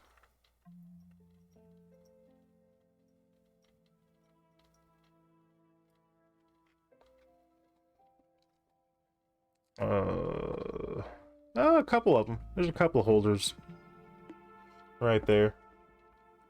I'm not sure they get much bigger than that, though.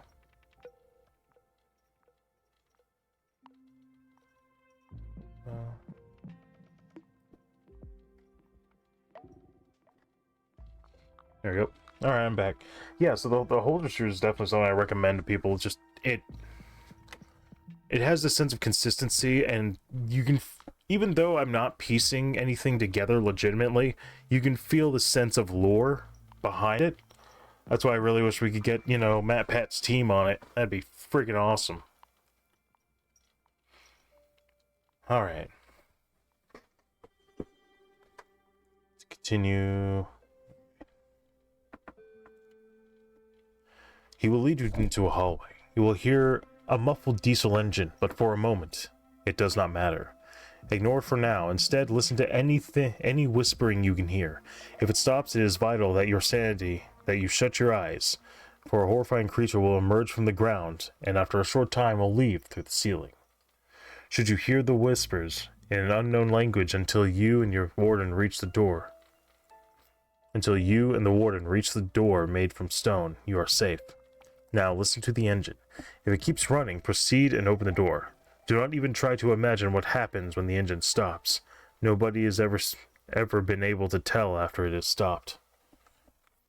Now, if the door has been opened, the worker will leave you alone. Enter the door and walk straight forward until it closes. Now you have to say the words, "Excuse me, I'd like to learn from you." If you did anything wrong, you will be dead before you even realize it, so do not worry much about this. Should nothing happen for several dozen seconds, you may resume walking. Do this until you reach a heart that is as big as your head. Do not touch it. Instead, turn around. You will see either the most beautiful woman or the most horrific creature your eyes have ever witnessed. The latter only appears if you have touched the still beating heart. The sight alone will almost drive you insane and haunt you for the rest of your life. Should you see the woman, look at her eyes, nowhere else.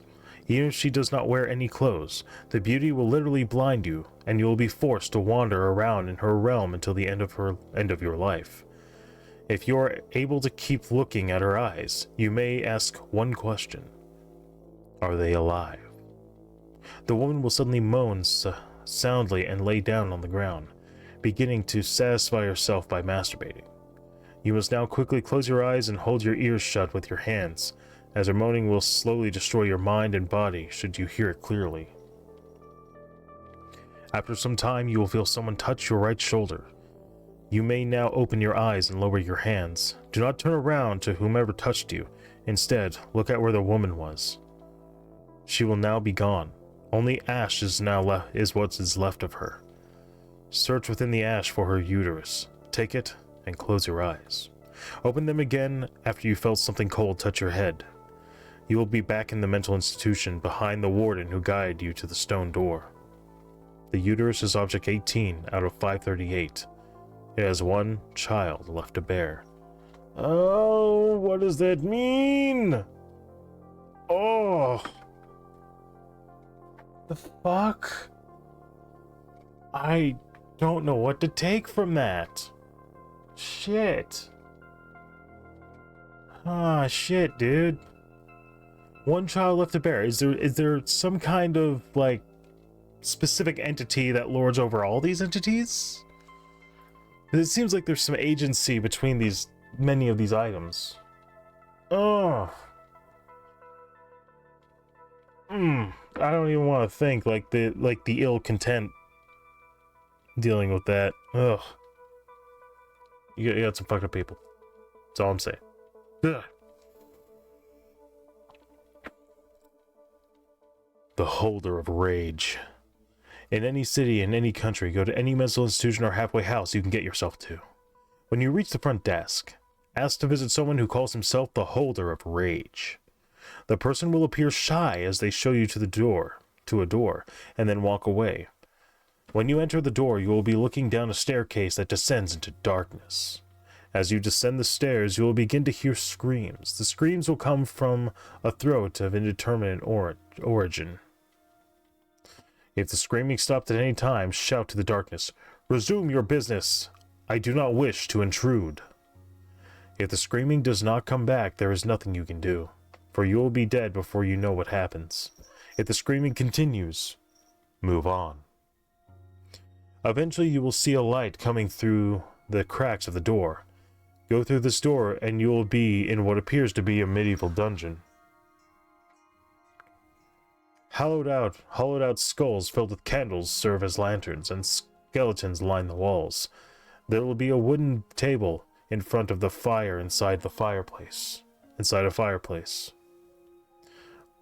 There will be a wooden table in front of a fire inside a fireplace. On this table is a severed head of a 4-year-old girl, staring ahead with glassy eyes. Step up to the table and look the head in the eyes. In a clear, commanding voice, ask, "Who will stop them from coming together?" The head will look at you, and the eyes look you in the eyes, and tell you a tale of a man. She will tell you his entire story, from his violent birth to what he is doing that very moment. His deeds will be recounted in horrible detail. He is a murderer of which the likes have never been seen, and he is just as mad. If at the end of the story, the head tells you he is listening to our conversations, you will be dragged out of the room and never be heard from again. You will experience all of the most horrifying things ever conceived, and you will be kept alive until you have experienced them all. If she tells you he is elsewhere, he is now looking for you. He will not stop until you are dead or the objects come together. She will tell you to pick her up. Pick up the head by the hair and look at the table where she was. Sitting there will be a needle, covered in dry blood, semen, pus, and countless unidentifiable substances. The needle is object is 21 out of 538. The hunt has begun, and the clock is ticking. Okay, so there's an object that gives you reason to search out the rest of the items, because otherwise you die. Like, he'll find you, or you'll gather all the objects, so. Or you keep running. That's like, that's like the adage for like a snail is coming to kill you. You don't know where it's at any given time. You just know it's there. You know it can't go far, but because you don't know where it's at, you don't know necessarily where to run to. I always thought that was a really interesting adage. Okay. Holder of reality. In any city, in any country, go to any mental institution or halfway house you can get into. When you reach the front desk, ask to visit someone who calls himself the Holder of Reality. The receptionist will lead you up a flight of stairs that run much higher than it seems the building should be, before finally coming to the top floor, where you will find nothing more than a single door. As you approach the door, the receptionist will make herself scarce. At this point, you could turn around and look for said receptionist, but doing so will only get you lost in the halls of the mental institution forever. Instead, open the door and continue inwards. Inside that door, you will find a man sitting on an office chair, playing a game on the game console that you have never seen before. The console is a bizarre design, which a case made out of wrought iron, etched and painted in twisted demonic designs. In the game, he is torturing a person with methods too horrifying for words. Once you come to the inevitable realization that this unwitting victim is in fact you become your avatar in game, and be forced to endure any torture his mind may devise until the game finally ends. The game can only end in one of two ways. You'll probably go insane, in which case he will tear your very soul apart purely to his own delight. However, you might successfully endure the torture and be granted the privilege of asking him a single question. If you ask him why you are in the game, he will force you to relive the entire game in its entirety, repeatedly for all eternity. Instead, you should ask him, why do you play? With that question, he will scream in agony and the console will reset. You will now be sitting in the office chair, the game console and controller resting on the floor next to you. He will be staring at you through the TV screen, a look of unspeakable fear on his face. However tempting it may be, do not play the game. It probably is best not to even touch the game controller. Simply switch the console off, remove the game cartridge, and take it with you, leaving the console behind. That cartridge contains object 56 of 538. You were in it once. Remember that before you think of playing. Okay, I like that one. I mean, I'm a gamer, so that's kind of where it hits, but no, that's a good one. Why do you play as opposed to why am I here? I think that one does flip a script a little bit. Just a little, though. Because, like, when you start thinking of like how your actions in a game are normally meaningless, relatively speaking, to like what we do in our lives outside of, you know, like relaxing and shit. Like, just think of like, okay, what if it was like something deeper, like it was something that affected things. So yeah, I like that. And we don't even necessarily know what it looks like. We know what its aesthetic is like, but we don't necessarily know what it looks like. So, who knows what kind of cartridge it is? Fucking 3DO?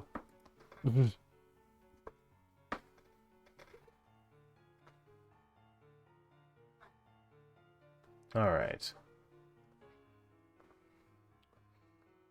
Holder of red rum. I feel like that one should just say murder, but whatever. In any city, in any country, go to any mental institution or halfway house you can get yourself into. When you reach the front desk, ask to visit someone who calls himself the holder of red rum. Should the worker's eyes turn white and cough up excessive amounts of blood, a rusty key will appear in the mess. Keep it, for it is of great importance in the future. You will then be greeted by another worker possessing a malicious smile. Follow him until you reach a bright, fancy wooden door. The room, sir, miss. At this point, you're faced with two options. Flee what awaits you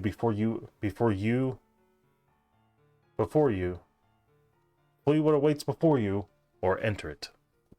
Choosing to leave will require you to hand back the key and have no memory of what just happened.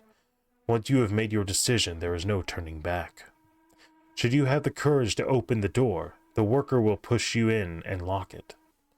Attempting to escape this room is now impossible. The room itself, though, will be decorated and furnished like an elegant hotel suite. Do not attempt to disturb the place or leave what is. Do not attempt to disturb the place and leave what is there. Either way, however, he will wake up from his slumber. A dead corpse will rise from under the bed and crawl to you with his torn fingers. Do not be alarmed, for he will not harm you unless you show any intention of leaving. The stench of rotting flesh is overwhelming, but ignore it. His soulless eyes will stare into yours, and inside them you will see the tortures of which he has previously endured. The corpse will only respond to one question.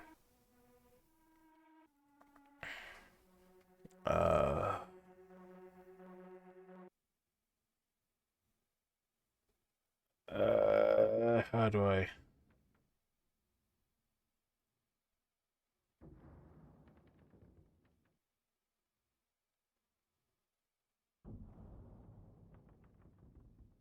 Okay, it's what will cause the murder, but each word individually is backwards, but it's in the rights.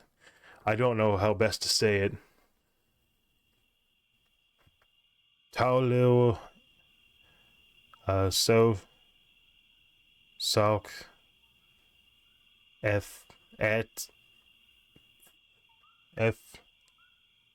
Red rum.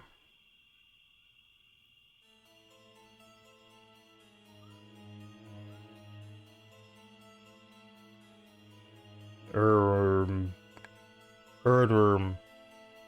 Like that's how it would be, but I can't speak backwards. There's some people who can, and it's insane. What will cause the murder? Raising a decomposed arm, he will answer your question in horrifying detail. Many attempt to escape the room, ending up eaten alive. But do the worst thing and look upon the object in the corpse's hand. You will be tempted, but be warned that if you do, you will end up as far much worse than getting death. Let the fate of cruel and unrelenting horror await you. That object is 526 of 538. They must never come together.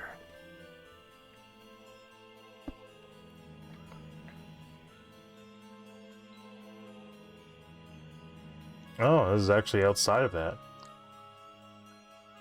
The holder of rock? Approached? My first OC Creepypasta. Just say if you like it or not. Every day between 7 p.m. and 8 p.m. in the city of Monterey from the hospital metro station and Sendero metro station, a vortex will open, and from it a human shape comes out. This human is seemingly normal, but a bit taller than most of the people around him. He usually is seen in a square patterned t-shirt, jeans, and steel-toed black boots. He carries a black bag on his shoulder and in his hand a book covered in chains. If you approach him and ask him how to growl, he will then describe some mankind's cruelest happenings, mostly depicting in the Catholic Inquisition. Should you stand this torture all the way long, they say that is an undefined time, while the metro seems to be in a loop and won't arrive any station. He will ask you a question. If you get it right, he will release book chains and give it to you. The stench of one's blood. It's the stench of one's blood. But when opened, the enlightened words inside will give you uncanny strength, endurance, and perception for the paranormal energies. If you get it wrong, however, well, let's just say the book stinks a bit more with the time.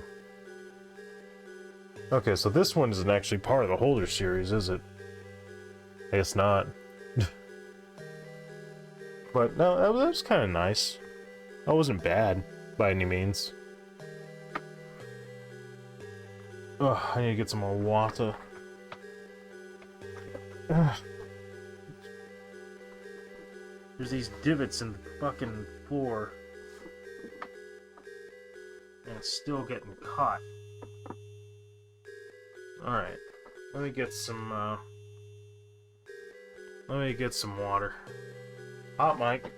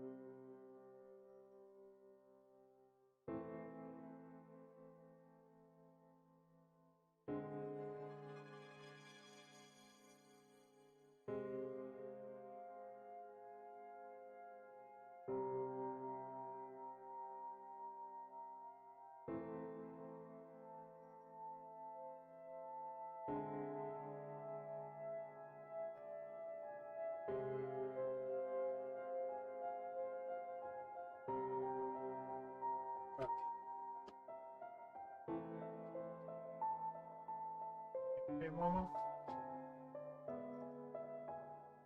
Oh, you look tired. Just take a nap, Mama.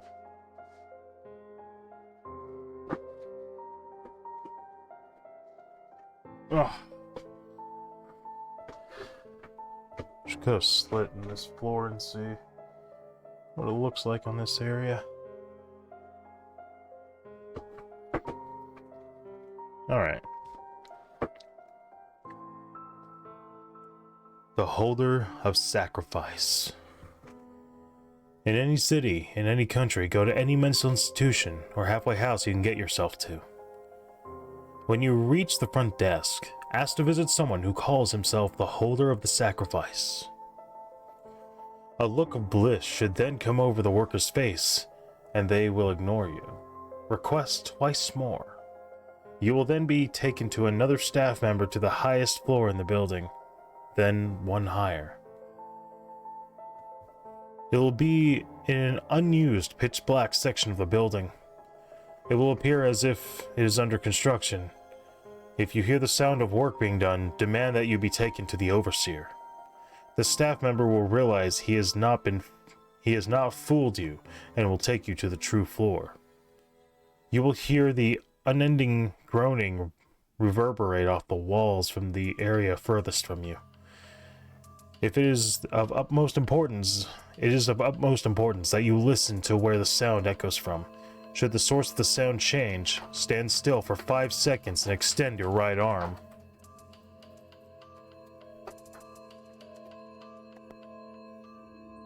Shit.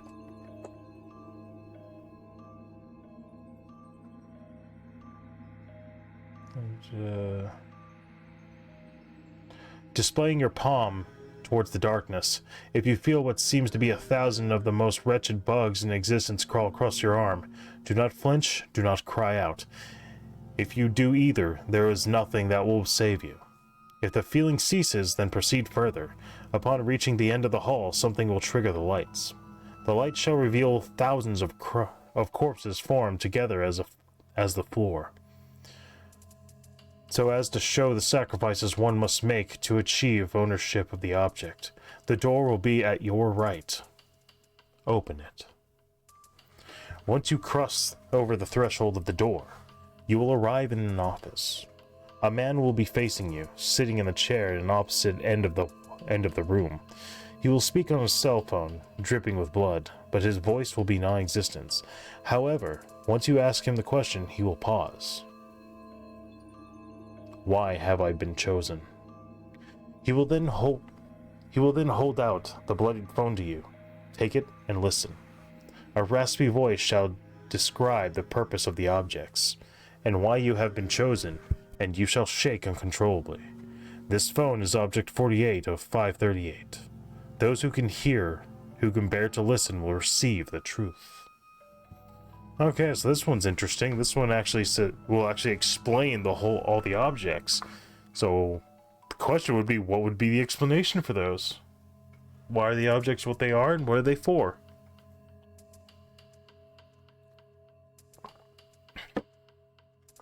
Because, I mean, this one, I'm guessing, is implicitly, yeah, this one's to tell you what's up.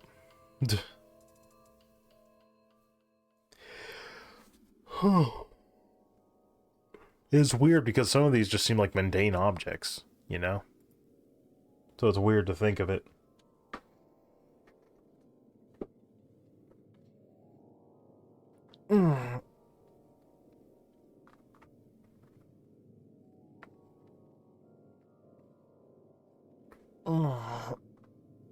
Oh, give blood today. Okay. Stay in. Okay. Holder of sanity. In any city, in any country, go to any mental institution or halfway house you can get yourself to. When you reach the front desk, ask to visit someone who calls himself the Holder of Sanity. The receptionist will look at you strangely, but you must repeat the same question, and nothing else. Eventually, she will call for a doctor, and you will be taken to the room of the furthest corner of the institution. Beware, for after this point there is no turning back. If you wish to leave then, tell the doctor that you are sorry and must not have taken your medication today, and leave. Run as far away as you can, outside of the city limits, outside of the country limits. It's supposed to be county. For cowards are not spared if caught. If you continue on, you will be put into a straitjacket and locked in a padded room. After a few days that will seem like months, you will start to hear voices, hundreds of them, all talking about how their lives were ruined. Their stories might drive you mad, and you would have to stay there for all eternity. For in your padded room, there is no death, only torture. If the voices stop talking, close your eyes tight and shout at the top of your lungs, "I will not share your stories." If the voices do not resume, pray that the pain you will next feel will not be so bad, however unlikely that is. If the voices continue talking, single out the voice that speaks of the very hospital you are in. listen to his story, and open your eyes. You will not be in the cell anymore, but still in the straitjacket. Instead, you will be in what seems like an endless void. The only thing separating you from the void, a glass box. A man will appear in front of you and ask you if you have any questions. He will respond to one and only one question. Ask, what drove them to insanity? He will explain in horrifying detail the lives of the deaths of them. During his response, a large black dot will appear to be moving through the void. But you must not focus your sight on it, for it will shatter the glass box, leaving you to fall into the void for all eternity. Once the man has finished his story, he will remove your straitjacket and bid you farewell. You will find... Let me smash in the chat.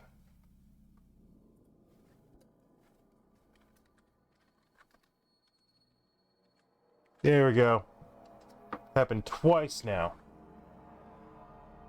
Awesome. That'll break things up.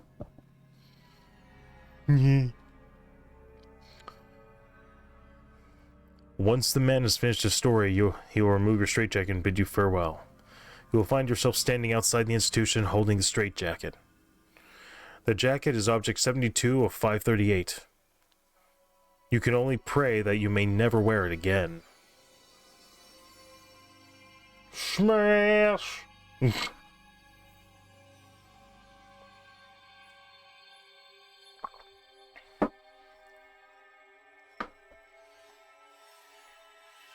Alright. Holder of sauce. Oh, it's actually a recipe. Awesome. Alright, holder of sauce. Ingredients for holder of spicy sauce. 1 pound 10-ounce jar of ragu rebozo sauce with roasted garlic. 1 13-ounce container of Bueno brand autumn roast green chili. 1 pound of ground beef. Thaw green chili prior to preparation. Brown ground beef to 165 degrees Fahrenheit. Stir in thawed green chili. Combine ground beef and green chili with tomato sauce. Heat to a boil, stirring several times. Serve over pasta. Make 2 to 2.5 servings. The sauce is object 1538 1/2. When it is prepared correctly, enjoy. Ah, that's fun. That's cute. That doesn't seem bad. Might be a little spicy for the chili pepper, but I mean, there's some people that would enjoy that. There's some people that would enjoy that.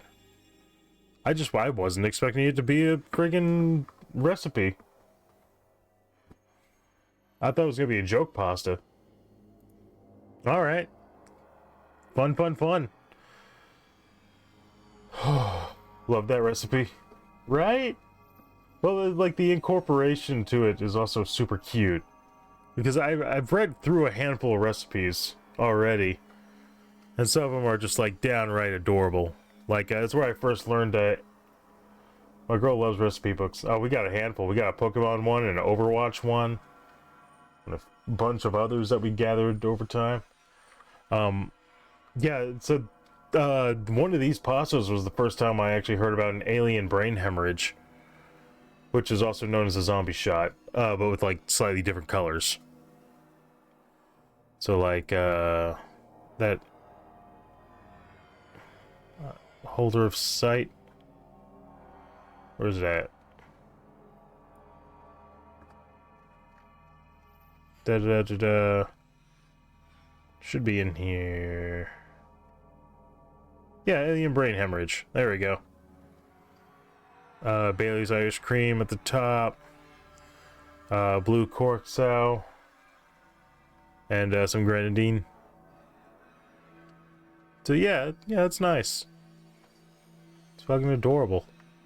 And whoever did this specific shot made it look fucking great. But yeah, there's a whole bunch of them that I went through already. Like, there are a bunch of, like, creepypasta-based recipes. And I think that if you go on the Wikia, that they're actually separated as such. Don't quote me on that. So feel free to check those out. This track is fucking Mario. Oh no, no, that's Inner Sanctum by Kevin. But some of the Paper Mario, that Super Paper Mario theme, holy fuck.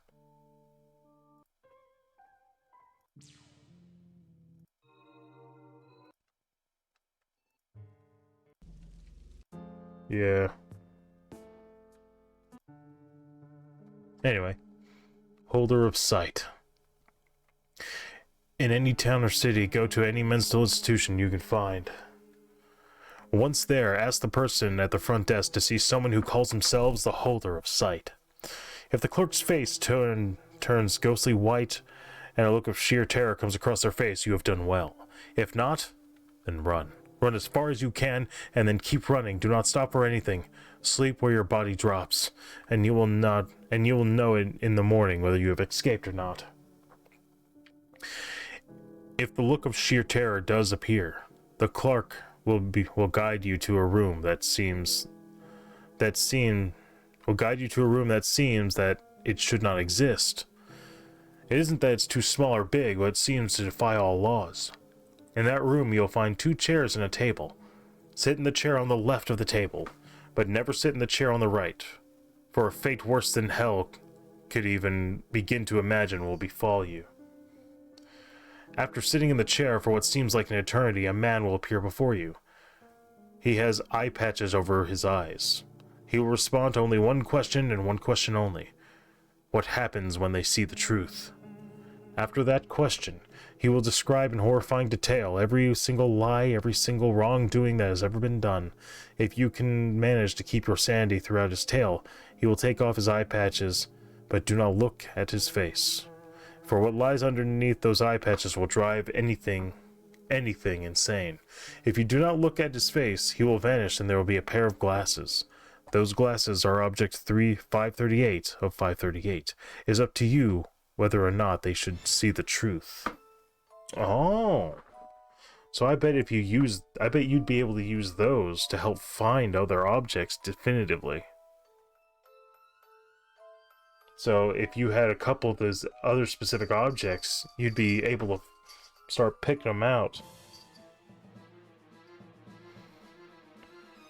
And like, I guess in my own headcanon, I think the idea is that some people have already gotten most of these objects. So it's finding and searching them out to gather them. And then I feel like there needs to be a place that would be particularly significant. You know, like Detroit. I don't know.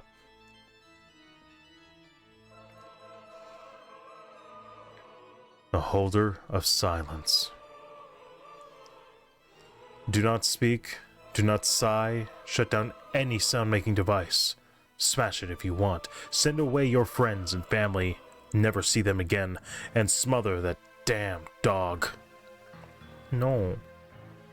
Shoot the neighbors. They want to break it. The silence, hear it? Pure and golden, all for you. There will be no clamor, no gasping, no struggling as long as you maintain the silence. Walk to the Institute. Make no noise and let no others blast or blare through your silence. Their fists and guns and bullets must not stop you. They must not break the silence. When you reach the Institute, hand the desk worker a blank piece of paper and they will understand. You will be taken deep into the institution. All the while, bask in your silence, crushing you, maddening you. It wants to destroy you so that you may be part of it. Hear that? The blood rushing through your veins? That must be silent. Tear out the tiny heart. Tear out that noisy heart, for it is offended and must be cast aside. Continue walking. You must walk and be surrounded by the silence. Bring up walls and cages to defend the silence. Create punishments for those who would break it. When you reach your cell, you may once more speak, but you will not want to. You will simply wish to maintain the silence. Have it surround you, be near you, hold it for a while. Because that silence is object 31 of 538. It must not be broken. Oh. That's more conceptual. How do you gather that? That is so interesting. That is so abstract. I'm not sure how you would do that. Wow. Okay. Sure. Alright. In any city, holder of sleep. In any city, go to a hospital at night and ask the head nurse to see the holder of sleep. She will ignore you and say she has work to do. Ask twice more without stammering, and she will sigh as if weary. She will ask you if you're sure. If you answer no, you will wake up the next day fully restored and free of any chains. If you answer yes, she will guide you to an empty room and tell you to sleep. When you awaken, you will be on a stone tablet at the beginning of the hallway. As you walk down the hall, you will begin to feel drowsy. You must resist sleep here, for you will slumber eternally. If you make it to the end of this hallway, you will find a door. Open this to find the holder of sleep. You will see a wizened old man sleeping peacefully. Tread lightly, for he does not like to be disturbed. Do not look under his bed, for there lies death, and it will pull you under the torment to be tormented forever. Walk quickly up to his bed and whisper in his ear, "Why do they never rest?" Until he wakes up and tells you the story of how they chained their slumber onto him.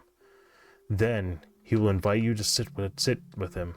Do so, and he will chain their slumber unto you, and you will never truly be awake again. After sitting with him, he will pull a small crystal with inner light from his nightgown. He will then push it deep into your chest.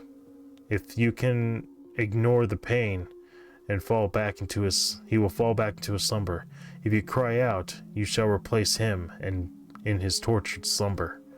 Return to the stone table and sleep again, and you will find yourself outside the hospital after waking up. The crystal is object 27 of 538. You will no longer need sleep. Pray your nightmares do not follow you out. Oh. Neat.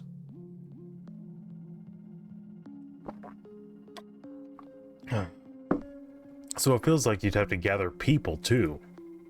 Like, not everything is a necessarily tangible artifact. Hey, Lincoln. You alright there, buddy? Alright.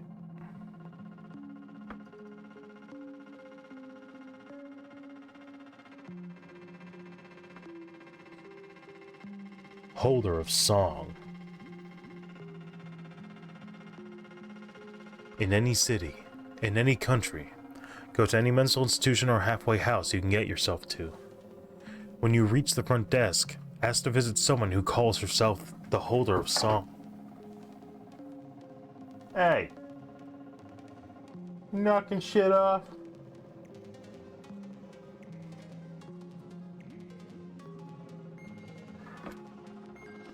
Knocking shit off, Lincoln.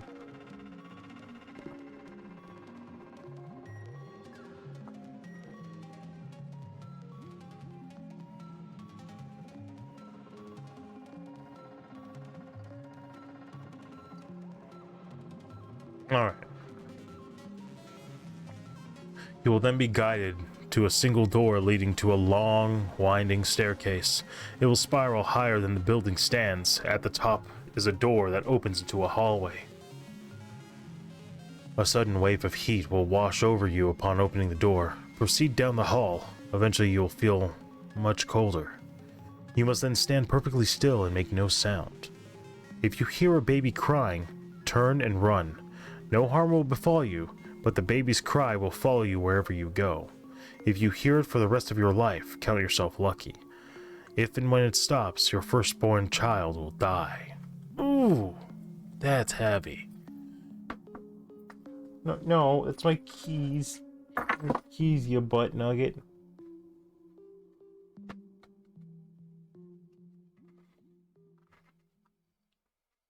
No, don't. Buddy. All these toys, you want to fucking eat my papers now? Hold on. Yeah.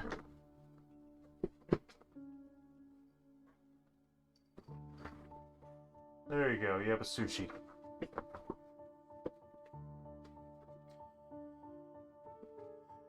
If there is no cry and the heat returns, proceed to the door at the end of the hall and open it.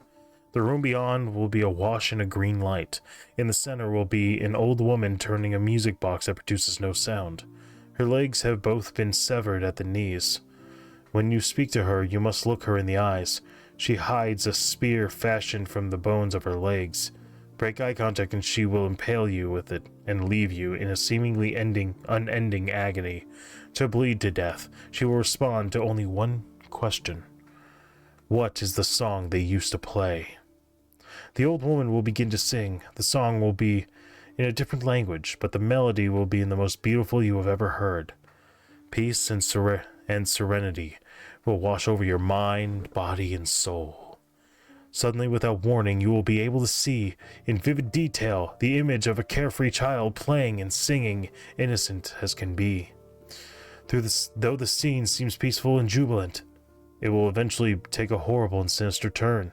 The children will begin to fight each other. Soon they will start to kill each other in the most brutal ways imaginable.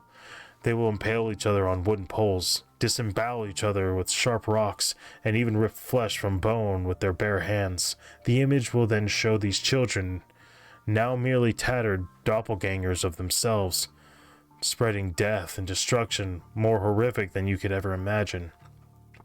When you see a naked boy drenched in blood, singing with delight as he runs through the hellish wasteland, pursued by unspeakable monsters, they will overtake him and utterly destroy him, the song still issuing forth from the shredded lips all the while. Despite these scenes of horror and brutality, you will remain calm and peaceful all the while, though you will not know why. When those horrific visions end, an intense pain will stab at your chest. Your heart will feel like it is about to explode. Still, you must not break eye contact with the old woman, for to do so would invite such horrors upon yourself of that exploding heart would be comparable to paradise. If you remain steadfast in your gaze, the pain will eventually cease.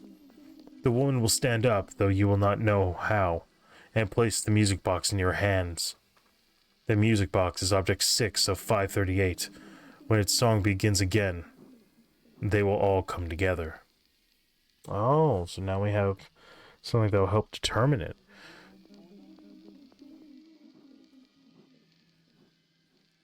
So, once you get to the point where you can actually hear something, I imagine that's what, you'll actually hear the song from it. So I imagine. Alright.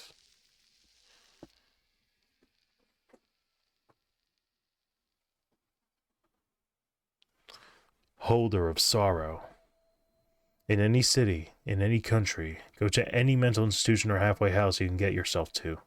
When you reach the front desk, ask to visit someone who calls himself the Holder of Sorrow. Lincoln, you good? Just playing with the fucking stairs in the cat tower.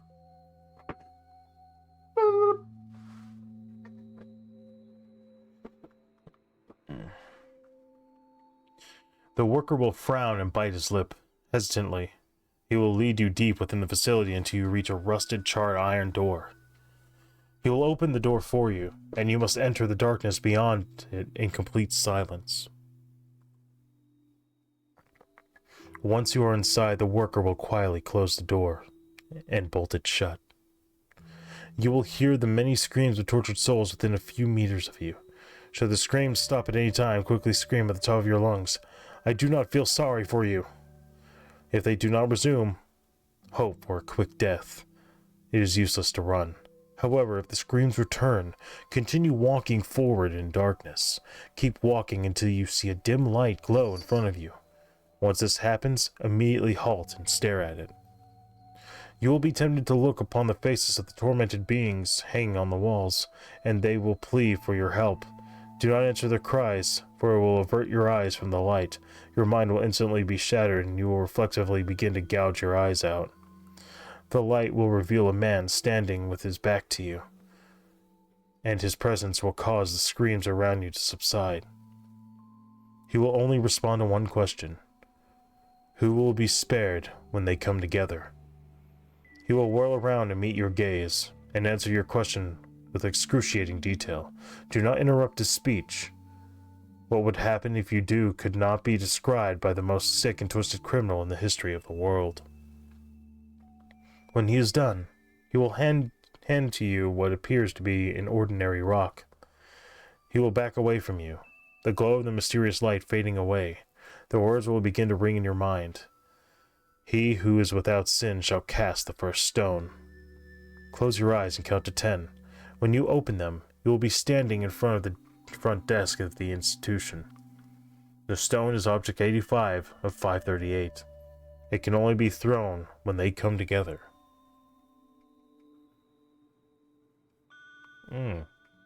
So there's another thing that I noticed. There's different. It really varies. The risk varies from object to object. I find that really interesting.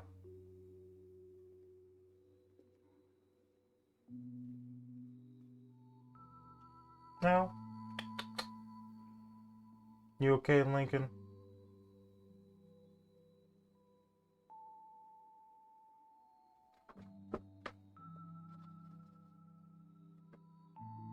Oh, you're being so cute.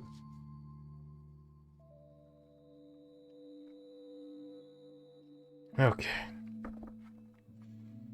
Next. We can do it. We can do this. Alright. The holder of sound. In any city, in any country, go to any mental institution or halfway house you can get yourself to. Upon arrival, walk straight to the front desk and request an audience with the holder of sound. When you speak, you may realize that you cannot hear yourself or any noises around you, and that the receptionist will neither look up nor respond to your request. If this isn't the case, leave the building and don't return. For your selection of institution was a poor one. If indeed all is silent around you, look to the left of the desk and to find a hallway that wasn't present prior to your arrival.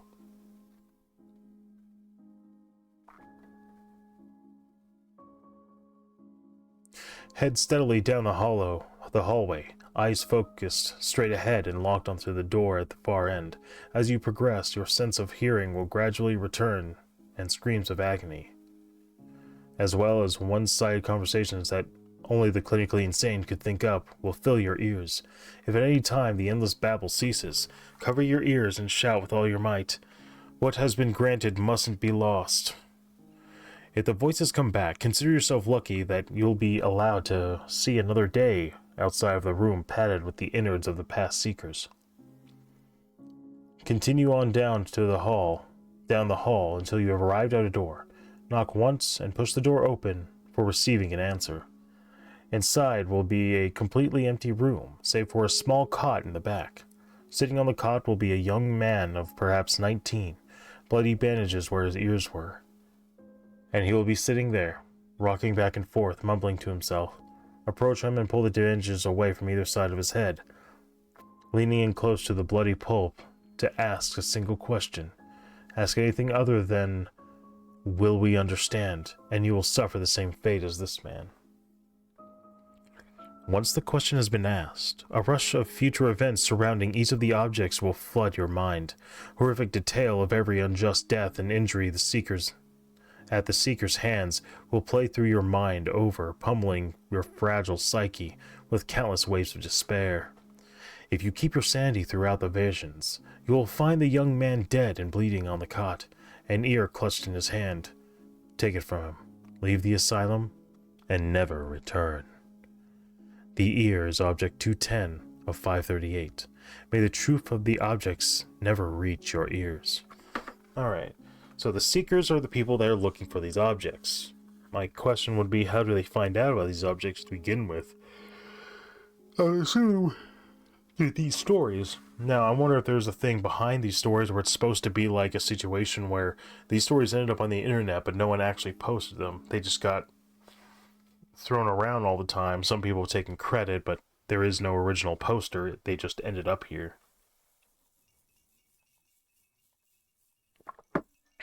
That'd be interesting.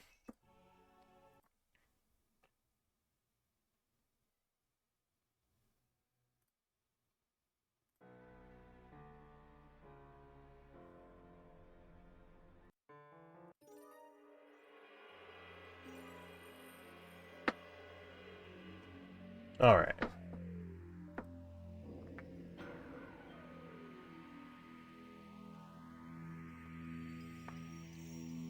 Holder of speed. In any city, in any country, go to any mental institution or halfway house you can get yourself to. When you reach the front desk, ask for someone called the Holder of the Speed. The worker should become motionless. Look around yourself. If everything else has become motionless, you're on the right path. If you are not, no one shall know of your demise. This will make it all the worse. You will notice that moving around and breathing will become gradually but increasingly difficult. This is expected, for the air slowly becomes motionless.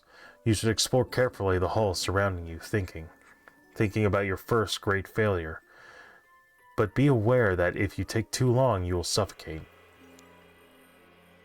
Your objective is to find a child who still moves amidst the surrounding statuesque shapes. The child will approach you with the ball. Hand it over to you. Pay attention on how the ball is held. The child will then declare, "You're it," and then run outside the room, always giggling. What you will have to do is return the ball. Carefully not be fooled by the voice echoing within the halls, for wasted time means you're closer to death by asphyxiation. As time passes, the air becomes harder to cut through, requiring greater strength. Warmth will slowly leave your body. Droplets of water will pierce your skin. Most likely, you will be blinded, deafened, and similarly mutilated during this chase. Vision will be impaired and everything slowly darkens, as even light itself is eventually reaching a stop. It is certain that you will find the child in one of the hallways, under a beam of light. It could be coming from a window, a lamp, or any similar light source. You should return the ball in the same way it was given to you, and attempt to escape, given continually to the game. If you succeed, the air won't be heavy anymore. You will notice every place you run past will be damaged to some degree, depending on where you finished your ordeal. You may have to give many explanations to the facility's administrations, and somehow avoid imprisonment. If you failed, the child will once again hand you the ball as soon as you're reached, and he will again declare you're it, and dash through the corridors. You will probably die, pierced by the air's humidity and suffocated, before you can reach the infant the second time. Your newfound agility is object 32 of 538. Mentioning the child to others will earn you, at first, scorn and ridicule. To mention him a second time is to invite your demise at the hands of everyone in earshot. If you're lucky.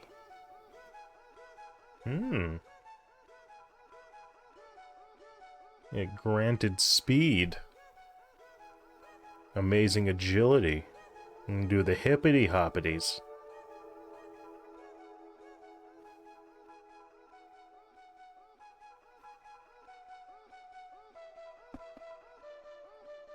Alright. How many of these have we done? Oh, wow.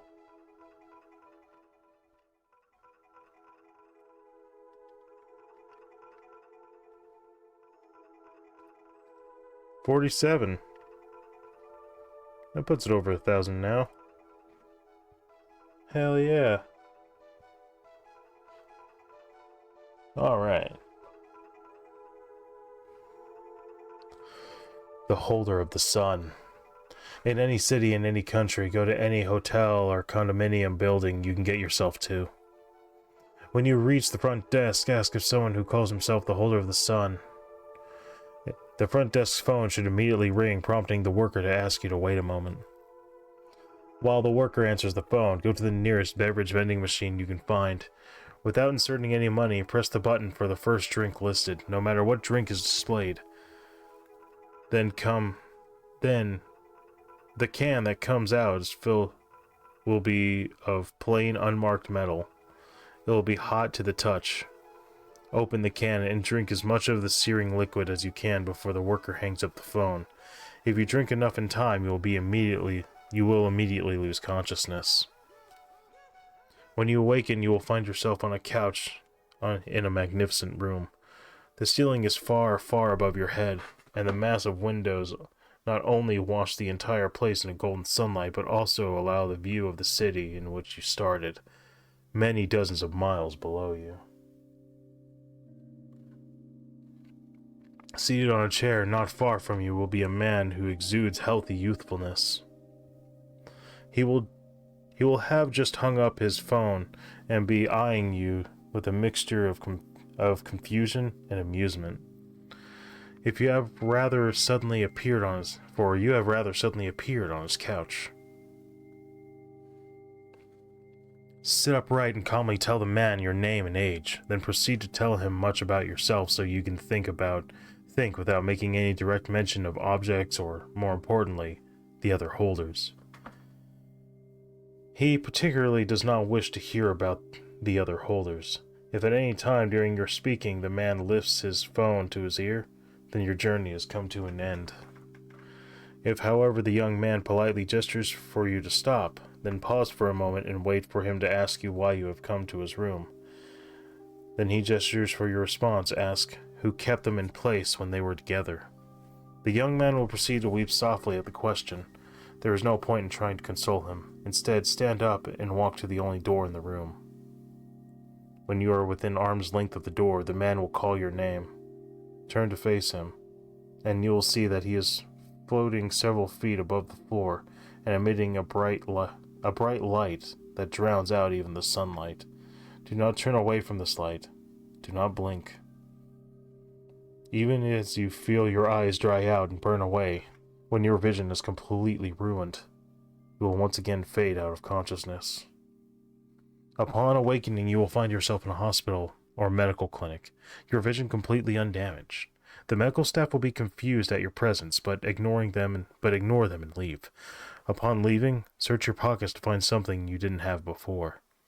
The cufflinks are object 146 of 538.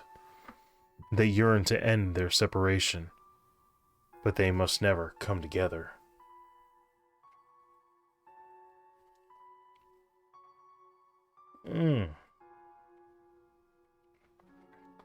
That's some hectic stuff, man.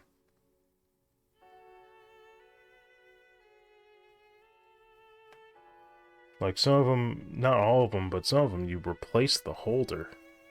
I find that incredibly interesting. And what happens to the holder after you've received the object?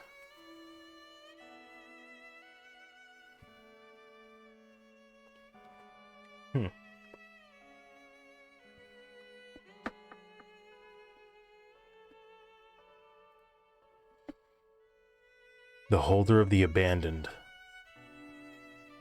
In any city, in any country, go to any orphanage or halfway house you can get yourself to. When you reach the front desk, ask to visit someone who calls himself the holder of the abandoned.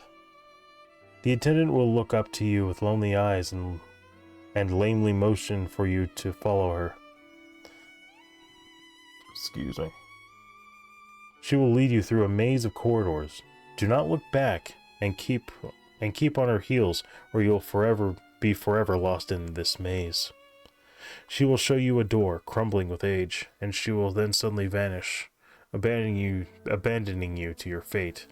Push forward or be lost forever. After you open the door, you will be confronted with a hedge maze of slowly dying bushes. For your gut, as you navigate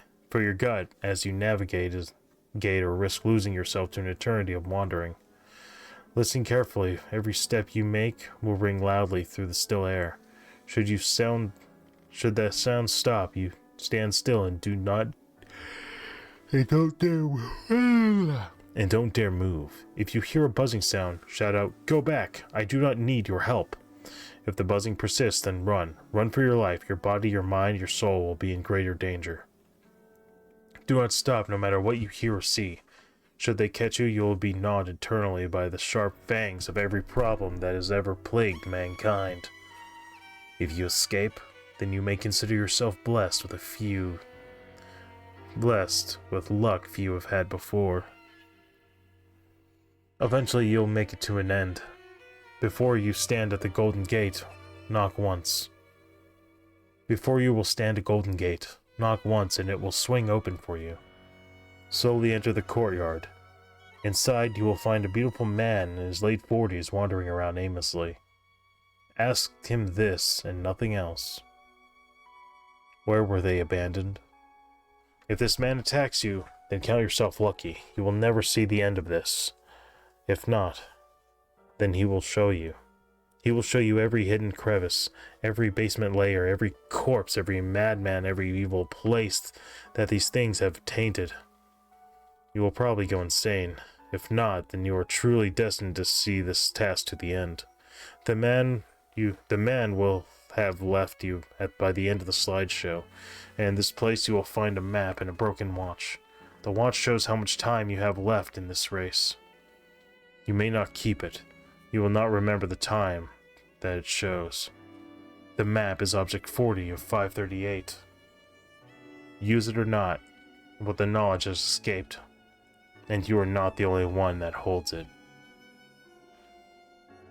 So this probably has like all the key places. It could hold the actual locations of the objects and where they're to be gathered to. And it may even track people, the seekers.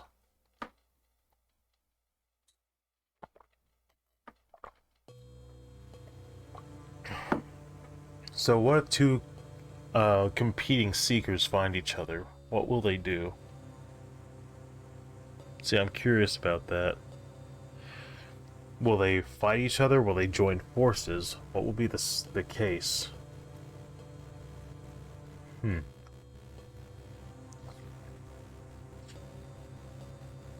The holder of the anvil. In any city, in any country in the world, go to any mental institution or hospital and tell the attendant you wish to see the holder of the anvil. A moment, an hour, an eon will pass as you see the world's every failure reflected in his eyes. You will see the ending of things. Daughters tearing strips of flesh from their mothers with hooks of steel and bone. Fathers feasting on the eyes of their sons, and you will know that you have given them their torment. Their anguish will be your own, and the only way to escape is to let your cry join theirs. But give no sign that you will know this, or the attendant will turn away and all hope with them. An eon, an hour, a moment will pass, and the attendant will drop his eyes and, in defeat, turn and open the door beside him. Follow him with care. He is treacherous and will leave you in the dark places where your screams will never be heard, your bones never found. At the end of this path, when the skulls of infants crunch beneath your feet, you will find a young man chained to a ragged iron slab. Your guide will turn and offer you a hammer. Offer you a hammer in one hand, a blade in the other. If you take the blade, you will abandon your search and should beg for a quick end. It will not be given. You should take the hammer, and when you do, drive it into the young man's head with all the strength you have and more. Although he is innocent, allow no mercy, for mercy has abandoned you. Cover the Carve the skulls at your feet in gore and blood. With their dead has been paid, you will be delivered back to your world outside of the asylum. The hammer will still be in your hand. The blood will never wash off. Its thirst has been satisfied for now. That hammer is Object 53 of 538. It will only be used once more to split the world and find the secret heart that beats within. Pray that yours will not be the land that wields it, will not be the hand that wields it. So this particular hammer seems cataclysmic in nature. So, I mean, what little I can piece together is like, you've got a bunch of objects that have a clear place in like what they're going to end up doing. And this one seems to like play a clear role in effectively starting everything once everything's gathered.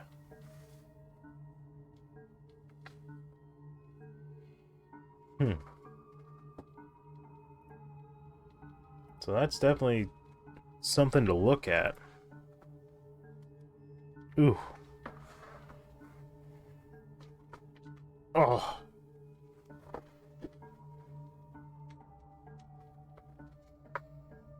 Holder of the base. In any city, in any country, go to any large venue you can get yourself to. When you reach the front desk, ask to visit someone who calls himself the holder of the base. A female warden will appear beside you and ask you to follow her. Obey her. For now. She will lead you to a simple door with a number on it.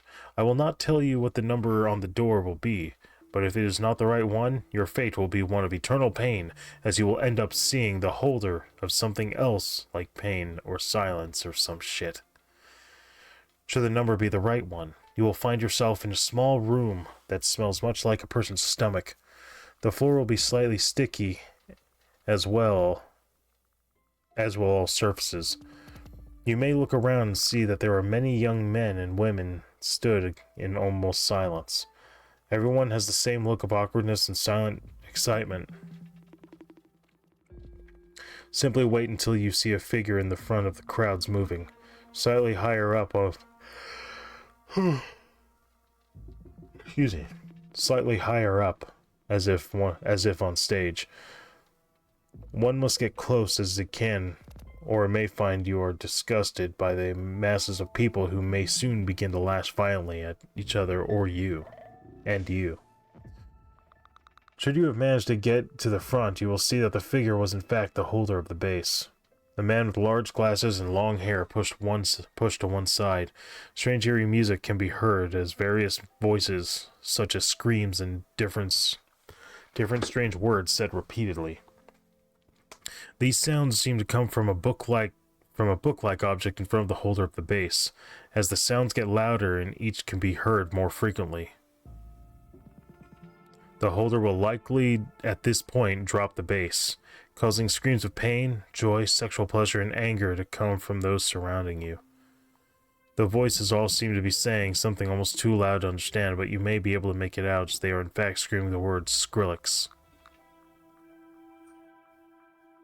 Okay, so I don't think this one's actually part of the series. Interesting, though.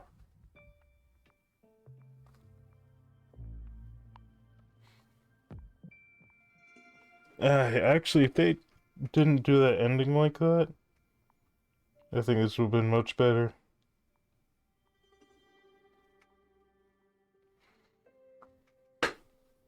Like, I was expecting, okay, and the base is, whatever out of 538. Alright.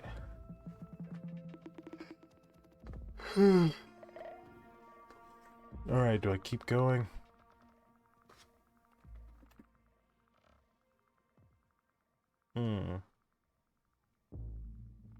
I don't know.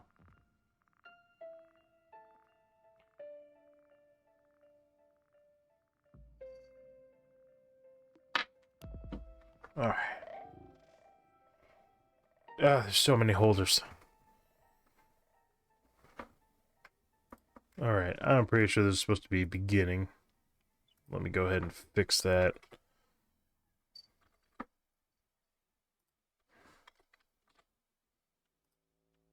There we go. That's better.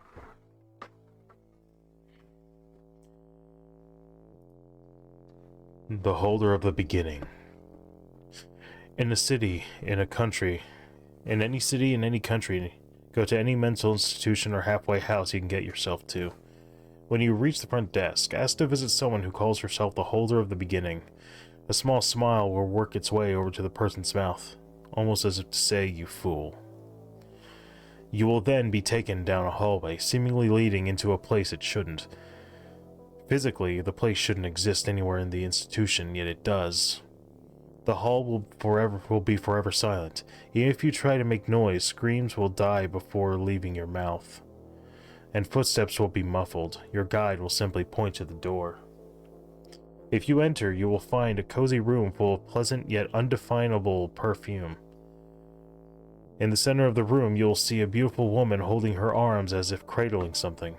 Further inspection will reveal that she is, in fact, holding nothing at all. This room will remain just as silent as the hallway you just left, no matter how hard you try. The only exception for you is to ask one question. Why were they separated? The woman will then explain in excruciating detail every horrific event in history, every beating, every war, and every R. No travesty in the history of the universe will escape your ears. When she finishes, all will fall silent. It is up to you to do what you will with this information. The woman is object 2 of 538. It is up to you if they should be joined or not. Okay. Some interesting stuff there.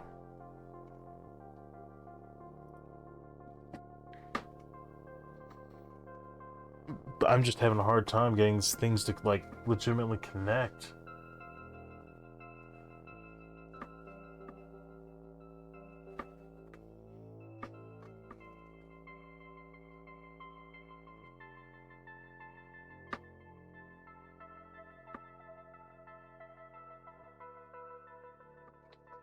Alright, the holder of the bloom. In any city, in any country, go to any inn, motel, or any place you can rest. Simply find a bed that is comfortable enough for your tastes. Then sleep, and sleep a while longer. Should you dream, then you are meant for this task. If not, then your success up until now was only luck. And pray that you never awaken. For the object you have are not yours any longer, and their holders want them back. In your dream, you will see a garden of a gorgeous design, cool fountains and rare flowers sparkling with a mist. Here you may rest and prepare yourselves. You have eons to do so, and in the shade. Do so in the shade and the cool. When you are ready, search the garden until you come upon a table where a beautiful woman sits waiting for you. She will gesture for you to sit on her left. She likes you, and she has a task for you to complete for her. Without words or gestures, she will tell you to find her a flower in her garden. You are in her realm, so it is best to obey. She will keep a description of the flower secret. She is testing you, after all. If you are destined to find your role, or if your luck continues, you will come back to 2 interwoven trees, each producing a different flower.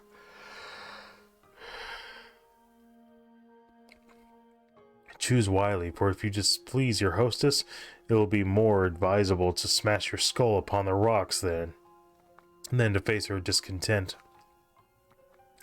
If you choose the right flower, then simply head back to the table and hand it to her. She will smile and kiss you on the cheek and say, "I was a seeker once too. Be aware of your fate." And she turns away. You will see her backside and be mauled. You'll see her backside has been mauled and mutilated by fire teeth and things your mind couldn't hope to comprehend. Oh, god damn it. Possible band invader monitoring. Yeah, no. Strenuous gallon. Nope, I'm banning that.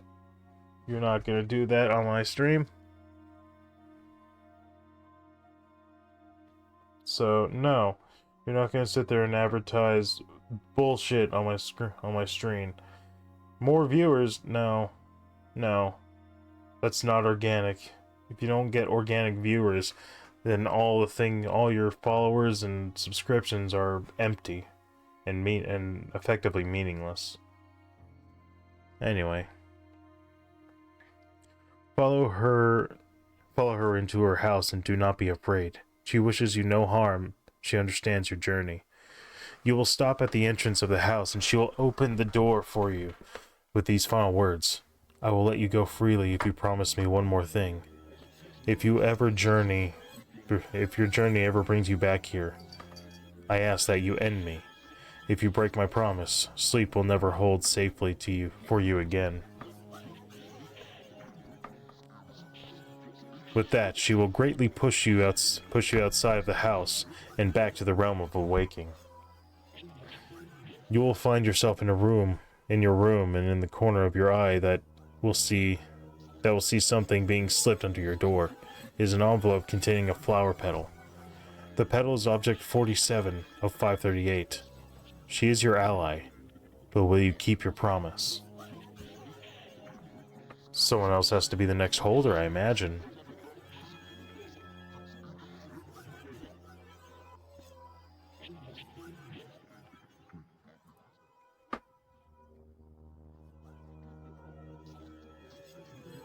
Yes, the River Twig's bed. That's what this is. That's from fucking Super Paper Mario. Like, what the hell? Who the hell decided that was a good... Fucking nightmare shit, dude.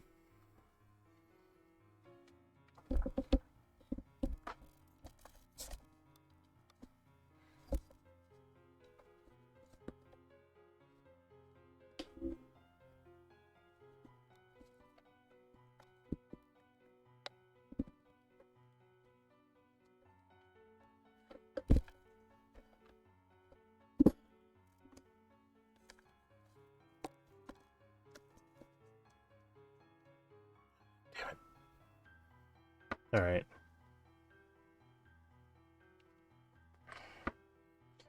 The holder of the Eastern Seas.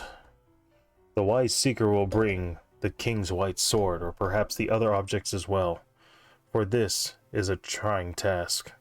At any museum within view of the Atlantic Ocean, ask the curator if he can show you any remnants of the holder of the Eastern Seas. He should take you to a previously non-existent room deep within the museum, which has a great display of Valhalla, the Vikings' afterlife. He will ask about that sword of yours, for he has had his eye on it since you entered. Tell him something, but make sure you mention that the White King is ready to defend his honor. For if you do not, every stuffed man, woman, and beast in the museum will come and tear you asunder. If you do, he will shove you into the Valhalla display, and you will land in a wide field, standing in 7 Viking comrades, facing a horde of thousands. Only the truest warriors will prevail. Fight alongside the Vikings as hard and as long as you can. You must outlive your companions, for everything was for naught. Once your allies are dead, keep fighting, no matter how hopeless the battle. Soon, invariably, you will be struck down. Ram your own blade through your heart before you die. And feel the slow, creeping blood of death crawl through your veins. And watch the Valkyries lift your soul. You have died. When you awaken, you're still dead. However, by dying as mentioned, you have been sent to Valhalla, the pantheon of gods and men. If you wish to escape from the pain of the objects, you need not worry. Here you are safe. You choose to accept death. Upon seeing the Valkyries carrying them off to this beautiful, peaceful bastion, many have decided that they have done enough. However, if you choose to go on, you must find Odin himself. Bow respectfully and ask to see the holder of the Eastern Seas as reverently as you can. Odin may deem you worthy, and take you down to see the holder. The holder is in the middle of the earth, bound to a rock, with a serpent dripping venom internally into his eye. The holder is the god Loki. You may ask only one question of Loki, or the snake will give him respite long enough to devour you. Ask him, what part does Valhalla play in this? What do they have to do with Odin's kingdom? He will describe to you Ragnarok in all its detail. Then he will tell you why it will happen, and what he has to do with it. Finally, he will tell you the secondhand suffering that the earth will feel as Ragnarok rages on. However, somewhere he will speak of a place where they were made. When he is done, take his loot. He needs it no more. Loki's loot is object 209 out of 538. Getting here was the easy part. Can you drag yourself back to Earth? That's iffy. I don't know, man. I don't know.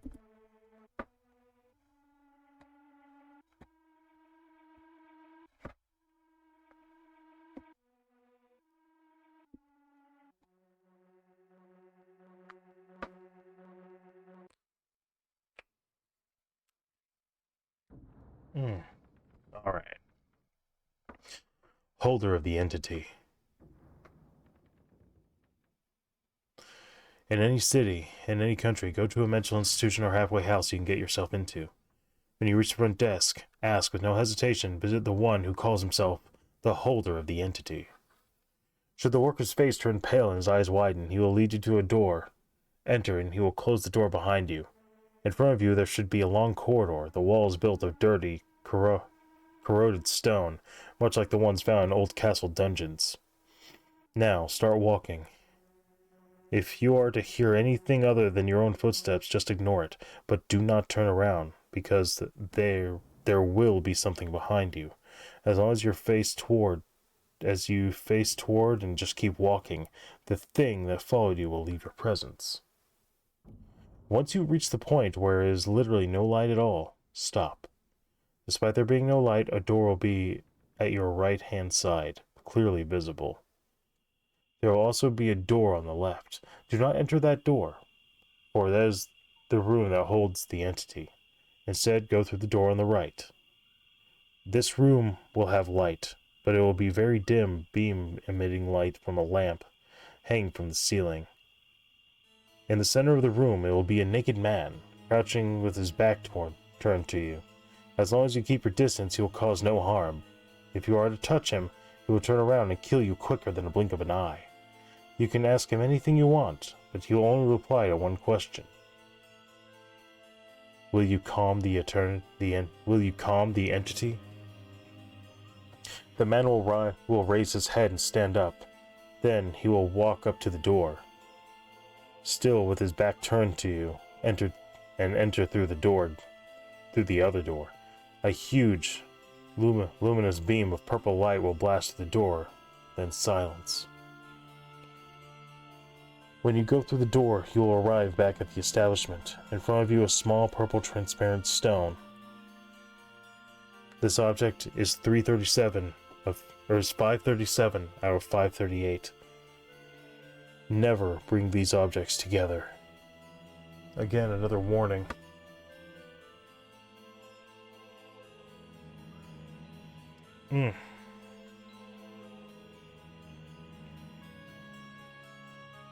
Okay.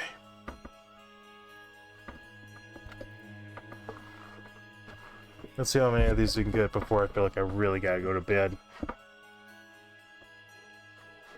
Alright. Holder of files. In any city, in any country, go to any mental institution or halfway house you can get yourself to. When you reach the front desk, ask to visit someone who calls himself the holder of the file. Should a look of pain or worry come across the face of the worker, you will be taken deep within the facility. Beyond the myriad of twists and turns, far more than there should be in the building of that size, you will be taken to an old-style jail cell. Excuse me. Within will be darkness and a single noise, a rasp of a file against metal.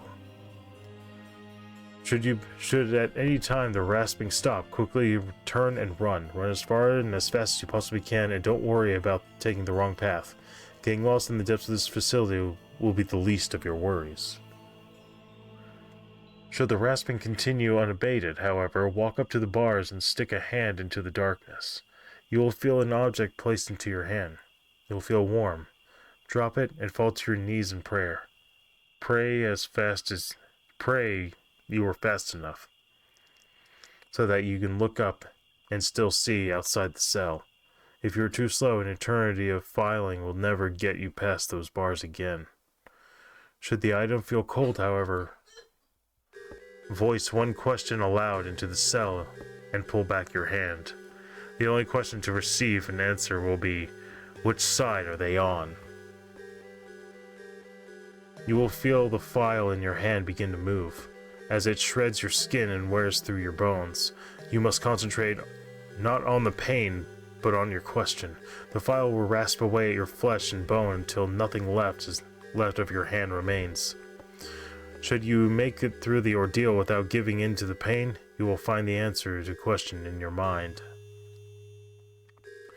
Your hand will be whole, and once more you will be outside the facility, a cold and rusty file clutched in your hand.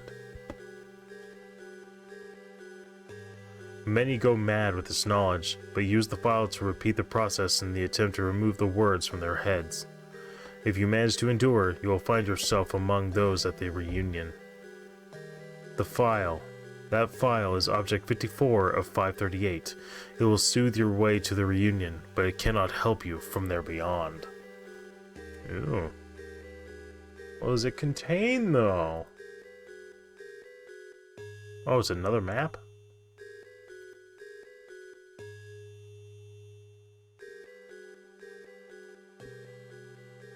So one of these other ones was a map.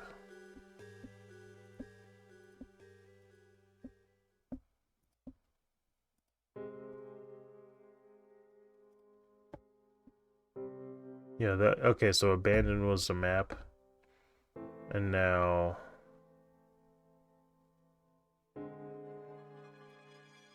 70's also a map, okay. I wonder if one of those isn't canon. Alright. Holder of the map. In any city, in any country, go to any mental institution or halfway house you can get yourself into. When you reach the front desk, ask to visit someone who calls themselves the holder of the map. A man or woman will not look up from their reading materials. Memorize the page number. Repeat yourself firmly, and the man or woman will look up, annoyed. They will make a snide comment. If you hear, another moron, you will find you have found the right place. If there is any other comment, he will lie to you. The man will then start by giving you directions.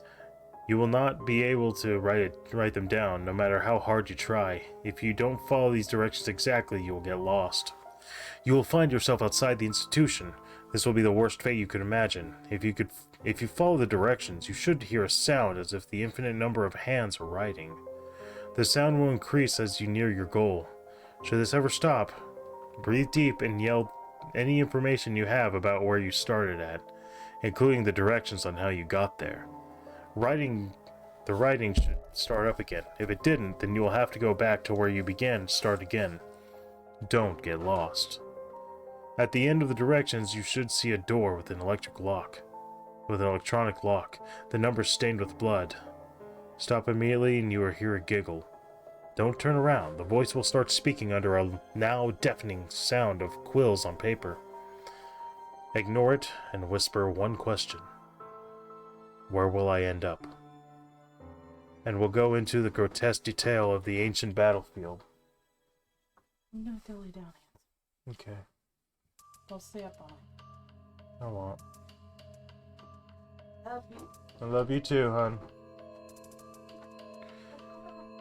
At this point, if he stops talking and put the number of the page of the receptionist was reading from, and you will wake up in the nearest church in the institution.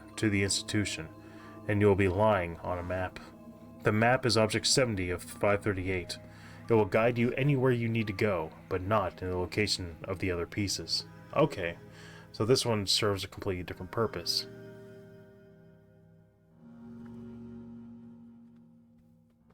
Interesting. So one map that might list everything, and a map that actively avoids it.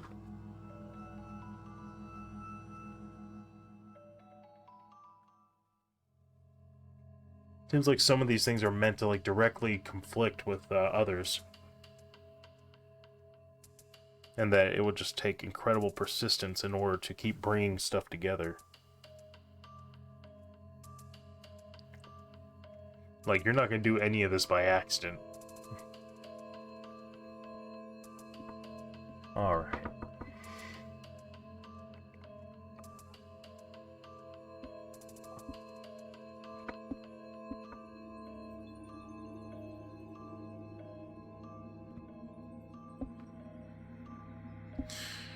Holder of the Mark.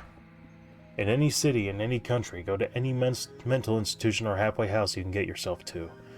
When you reach the front desk, ask to visit someone who calls himself the Holder of the Mark. The receptionist will freeze, as though he has known this moment was coming for a long time and is afraid that it has finally arrived. He will stutter and tell you there is no such man there, but be insistent. He will eventually yield, and after looking around to see if anyone else is here, he will beckon you to follow him. He will lead you along corridors of increasingly smaller size, until you eventually have to stoop. He will point you to a door at the end of the corridor so small you'll have to crawl to get to the end.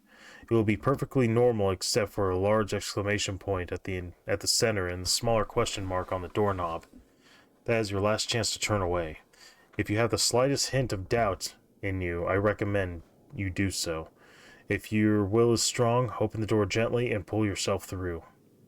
You will emerge in an ornate hall, covered with wall paintings depicting famous historical dictators and murderers, butchers, rapists, and serial killers. Do not linger on them, for the souls of the people reside in those pictures, and the twisted hate of their life has been amplified in their death, waiting to reach out and rend you from limb to limb, delighting in your slow and painful death. When you finally reach the end of the hall, there will be a small wooden box with the insignia on it that is old and faded. You will feel a sharp tingle go up your spine as you behold this item, and a voice behind you will say, "Beautiful, is it not?" You must reply, "As the full moon." If he is not satisfied with your response, pray he doesn't make you one of his paintings and instead gives you a painless death. But if he is satisfied, he will say, "You ask? You must ask exactly. How do we destroy them?" He will laugh and say he doesn't know, but then will simply state, "You are bound to think of something." You will then wake up in the nearest bathroom. Your eye will be in excruciating pain, and as the pain resides, you will see that your pupil has now taken the shape of a mark on the box back at the room. That mark is Object 74 of 538. That will allow you to behold the ultimate truth. Whether or not the experience will be worth it is another matter. Alright. That's interesting. Some of these are things that just end up on you or part of you. So I wonder what... Like, would someone be able to just take your eye? In that regard? You alright, Liza? It's okay, girl.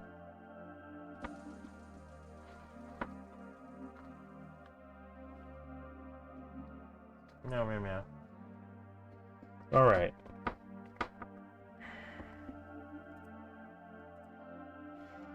Alright, I think this is gonna be the last one. Nah, I think I'll go to bed. Awesome, okay. The Holder of the Past. In any city, in any country, go to any mental institution or halfway house you can get yourself to. When you reach the front desk, ask to visit someone who calls himself the Holder of the Past. At the last syllable of your sentence, his eyes should open wide and stare at you as if you were attempting to see past your skin into your soul. Don't ask any questions, because he won't speak to you. And in the case that he does, you will wish he hadn't. Really? 3 times? Let me smash in the chat. I was not expecting that. Hell yeah.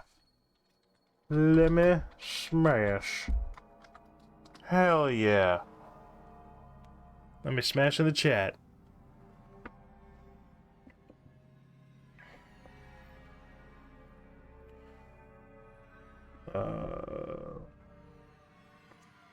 He will take you down a long hallway, and you will walk with him for what will seem like hours.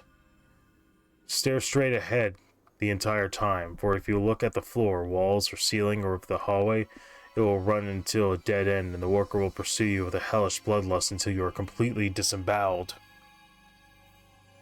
After exactly 350 paces, the worker will stop, turn around, and pull a watch out of his pocket, then turn the dial backwards 1 hour, and at this point, you will have 1 hour to complete your task. If you don't, then you will have no words to describe your fate. The lights will go out for exactly 3 seconds, and you will turn back on, and you will be in a room with no doors and red-tinted skylights shaped like a pentagram. This will cast a blood-red star on the metal of the room where there is a splintered cherry table, and 2 seats will be. Sitting at the seat closest to you, look up, look down again, and the man with the long, dirty black hair will be face down on the table. He will answer to one question. Where did he once stand? The man will speak not of a place that exists on any map, but will describe a room in painfully grotesque detail. Pay very close attention. He will enumerate exactly how many of what horrible object hang from the spears protruding from the walls. If you have the rest of the hour to find the room and sit in his throne, if you fail, I suggest you become armed heavily. His throne is object 15 of 538. If brought together, he may once again return. So who is he? Alright. Let me write that down. Alright. Holder of the past. Alright, let me see how many that makes it.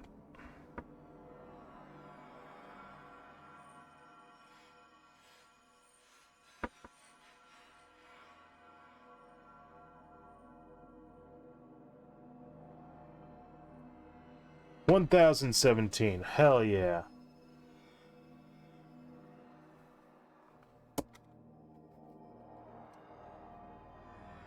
Fuck yeah, dude.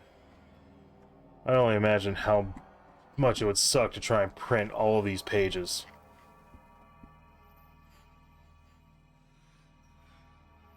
Good stuff, bro. Thanks, man. Fuck, dude. We've gone through over 1,000 now. Again, you have all these single page ones, a lot of them aren't going to be that good. They just aren't. Gaming creepypastas are really hard to make good. In general. Once we hit the, I think once we hit the 2 page ones, we'll get a pretty decent increase in quality.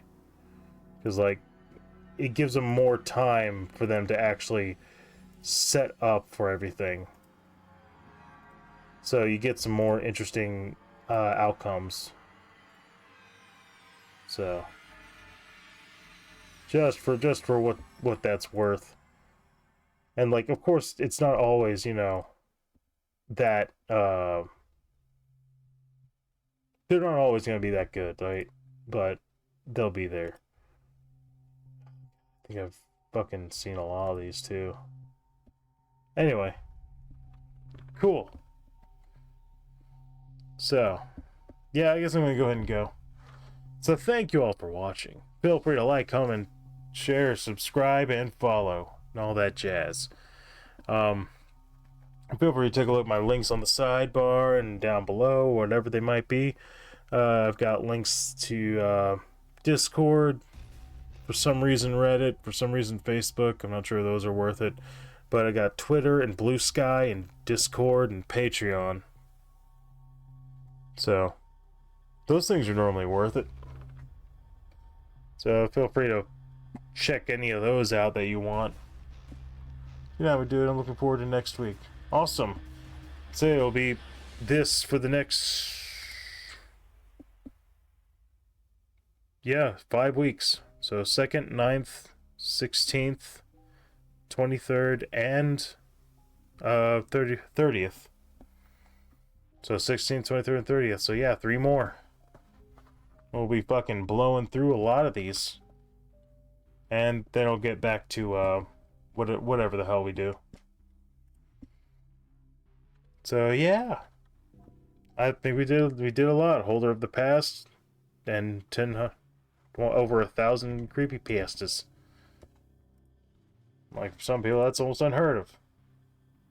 So I'm not sure there's too many people that have read even this much. This isn't much to read. Alright.